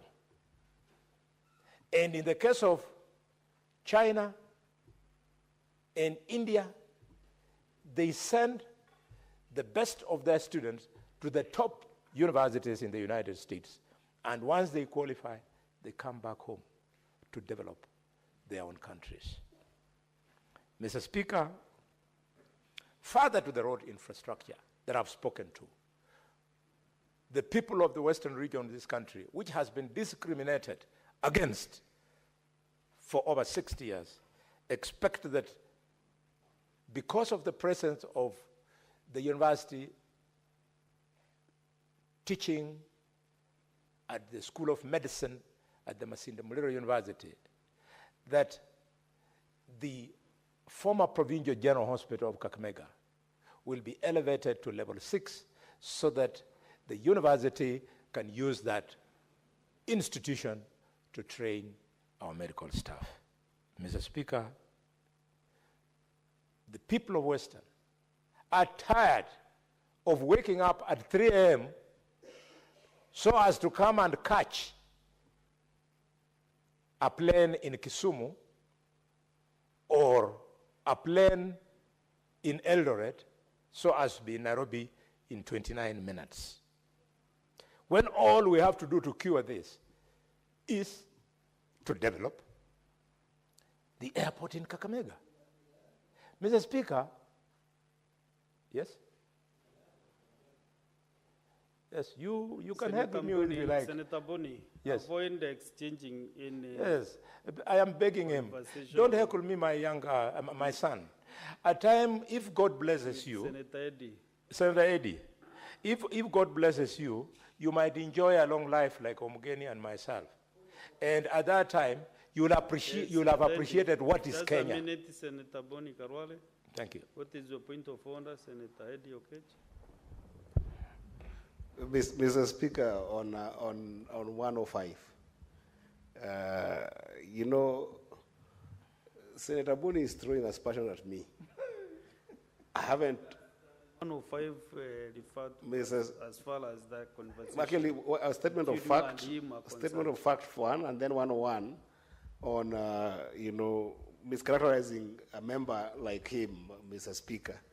Mr. Speaker, you see, Senator Boni, first of all, has said that all the people from Western, and particularly Kakamega, and in particular people from Malinyi, where he comes from, must catch their flights in Kisumu and must catch their flight in Eldoret. As far as I'm concerned, Mr. Speaker, there's an airstrip in Kakamega, and I've seen the senator himself catch a flight to Kakamega. What I wanted to wish him the guy to do is how can we improve that airport in Kakamega so that it has a longer... What is out of order? Maybe... So what is out of order, Mr. Speaker, is first of all, claiming that there's no airstrip or airport in Kakamega, one, and number two, to start throwing aspersions on me that I was heckling him, Mr. Speaker, when I was very quiet listening to him, and he has kept me in this house to listen to him, because I like listening to the wisdom from the bullfighter from Malenya. So, you know, you should not miscarry me. I'm not a heckler, and I'm not heckling you. I'm just listening very, very carefully, and I wish you the kind that you say that we improve the airport in Kakamega. Senator Boni. Mr. Speaker, I hope my time was held for me, and Kenyans have had you, and Kenyans had had me, and therefore they'll make their own judgment. The only thing I want to say in that particular point that you have raised is remember the parable of the old man who taught his son how to fly using wings that had been fixed on their shoulders using wax. He told them, fly, but not too high. When he refused, the boy flew too high, the wax melted, and the boy came dangling. That you sit with us in this august house. Please, you sit here, you fly on wings fixed with our works know how high to fly. When you see us flying, you might come tumbling, I tell you. Mr. Speaker, Mr. Speaker, the last point I want to make is on the issue, sorry, Madam Speaker, you have changed the speakership, is the issue of housing. Yes, the housing project that is ongoing looks feasible. But as I said many months ago about the housing, the vision of housing, I want to remind government that housing was one of the Vision 2030 projects. The reason why Kenyans continue fighting this project today, it is because of the model of implementation of the housing project. When President Mwai Kibaki put this project in Vision 2030, and it was also carried by President Uhuru, the funding model was not that the people with a paycheck, they have their pay slips raided so that they build houses for people who are desirous of owning houses. The government had to have a budget which Vision 2030 aligned with the vision of development, and most of you who live in this city, you saw the slum upgrading project, and there was no outcry. Today, the houses are even better, but there is an outcry, because the guy whose pay slip is raided is asking himself, was I born to go to school, get a job, and start doing affirmative action for Kenyans in need of housing on behalf of the government? We want, and now that President William Ruto has allowed Prime Minister Raila Odinga to give him an expert in the name of Mbadi. Mbadi, a man I respect, truly brilliant in keeping with the super people of Nyanza. It's brilliant just like Tom Mboya. Mr. Speaker, Mbadi, to go all out of the way so that we continue the housing project but develop a more friendly funding model than raiding the pay slips of the people. When we say these things, it's not because we are against the government. It is because we are for the success of the government, and we want a government that affords all Kenyans comfort. Madam Speaker, I was looking at a woman who I know very well from Kakamega, who had just gotten a house in Mukuru. And I was very excited. She was now going to get a better house. With those many remarks, my time is gone. I support with amendments. Senator Eddie. Okay. I must come for you.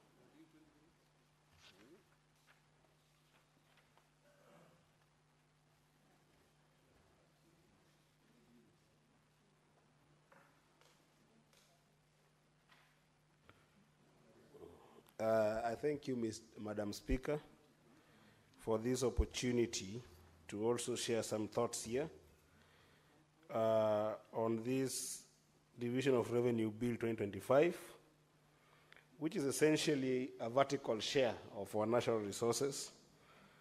And Madam Speaker, in this year, what has come from National Assembly is that we aim to have a budget of 2.7 trillion. And out of this budget, Madam Speaker, in a layman's language,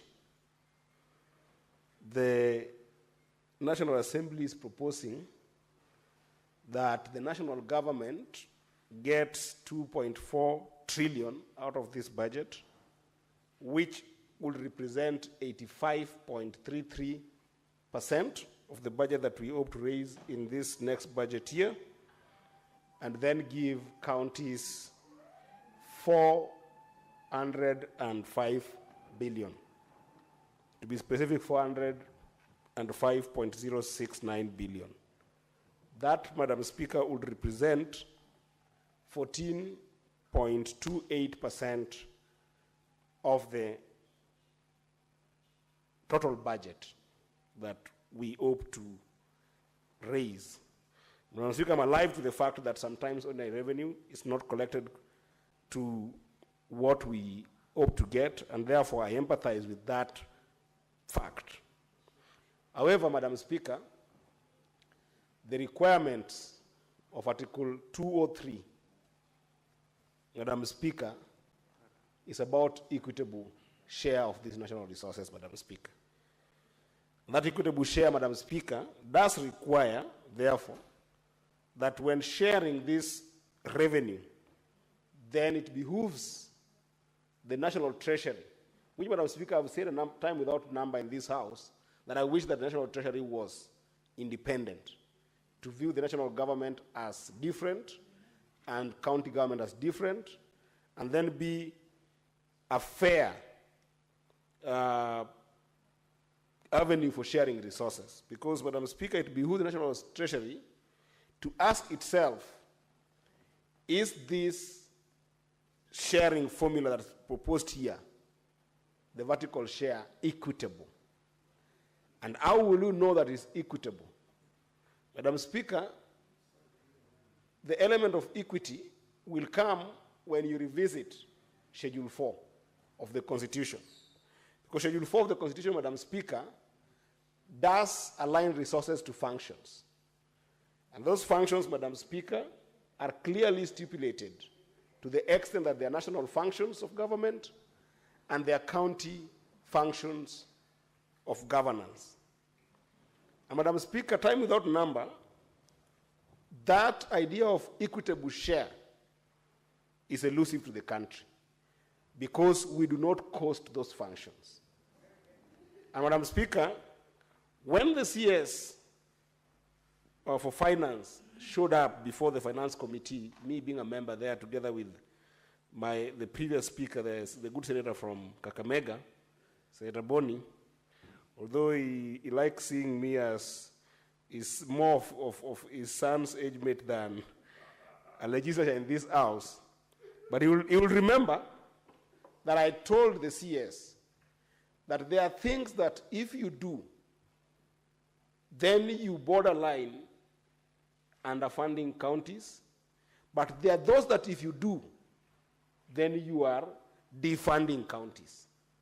And I think that those two distinctions are still very elusive to the National Treasury. Because, Madam Speaker, the desire of this House, having looked at the stress that counties face with regards to the functions that counties have, and not just underfunded, but actually non-funded. They are findable, but they're not fundable by the national government, Madam Speaker.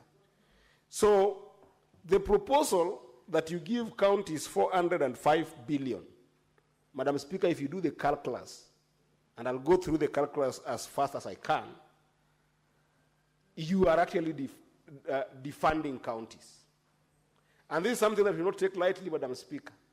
You remember the other day, Madam Speaker, on a lighter note, but on a very serious note, Madam Speaker was thrown out of this House for insisting that the CS for healthcare, for the health system in this country, Madam Speaker, should not tempt to take the payroll of universal healthcare workers to counties without following it with money. Should not even attempt, should not even dream of it. Because, Madam Speaker, for the last 2 years that we have been fighting about finance bill in this particular House, any money that is given to counties is money that is funding non-discretionary expenses.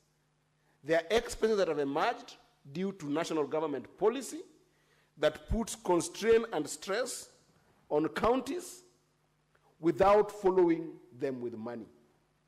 Madam Speaker, if you implement a policy, for instance, of housing levy deductions. It happens at the national level, and the employees of the counties also have to face the same.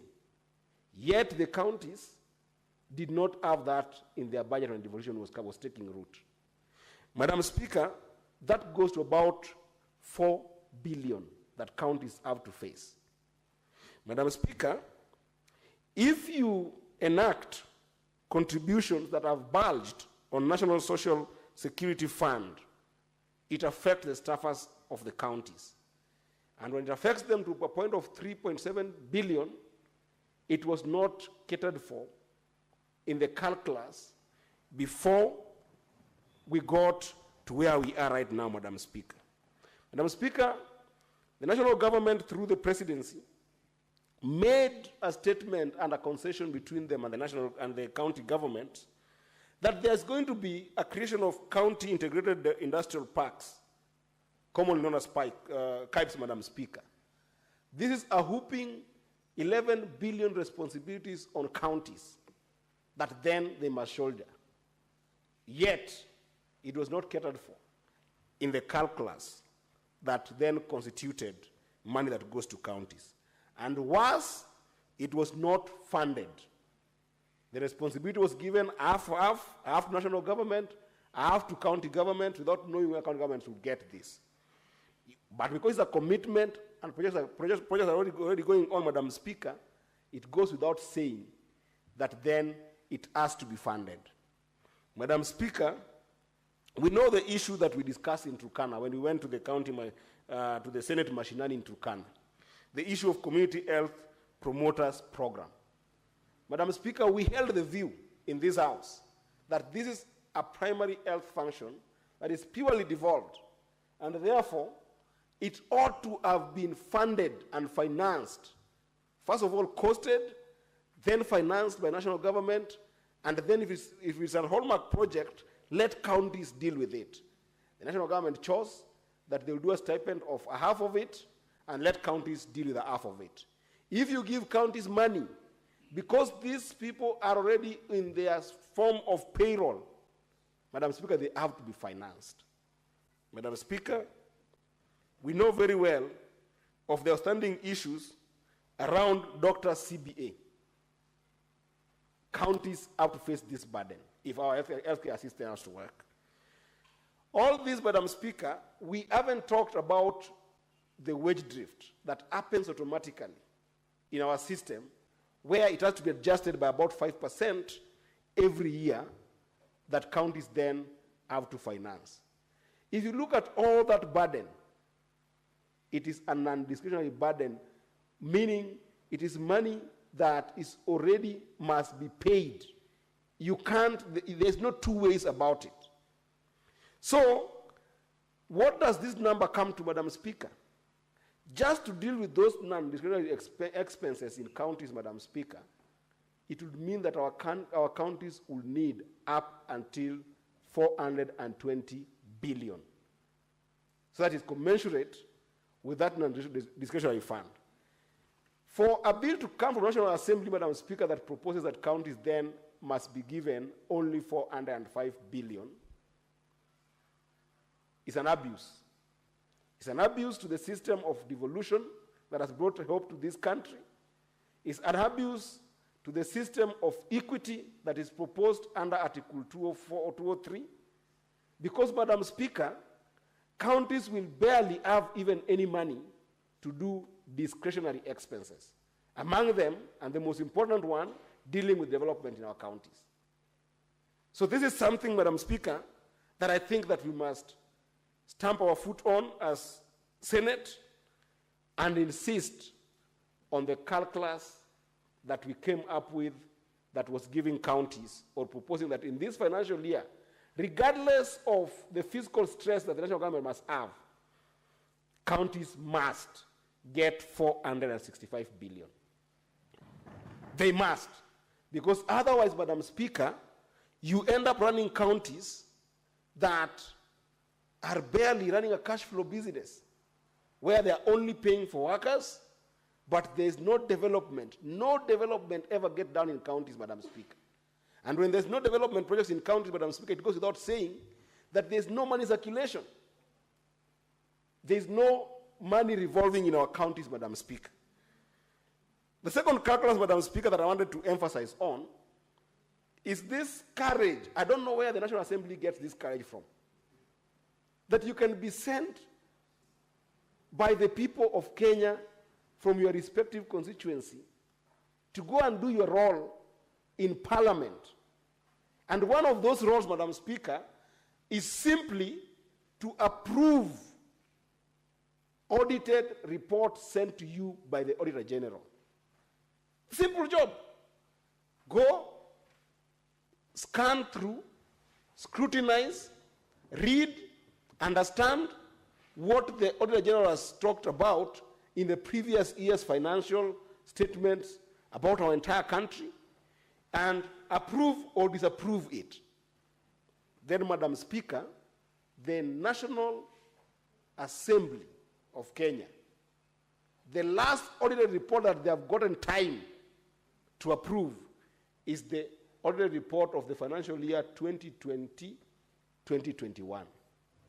Now, Madam Speaker, the reason why this is a very important calculus is because under Article 203 of the Constitution, Madam Speaker, the requirement is that equitable share that we must horizontally share between national government and county government is predicated upon the last audited reports considered and approved by National Assembly. Where is justice for devolution? Where is justice for counties and their governments? Where is justice for the people of Kenya if the last audited report that forms the basis of sharing revenue between county government and national government is based on 2021 financial year, Madam Speaker? It is absurd. In fact, I don't know where the courage the majority leader of National Assembly gets to lead a house that sends this kind of division of revenue bill to the Senate of Kenya. And that's what I'm saying, Madam Speaker, without mincing my words. We must fight that the Senate of Kenya must be a proper upper house in Parliament of Kenya, Madam Speaker. Even if it means we're going to sponsor our own bill, the National Assembly must understand the significance of legislation that emanates from a constitutional democracy, where then you must follow the Constitution and do things right.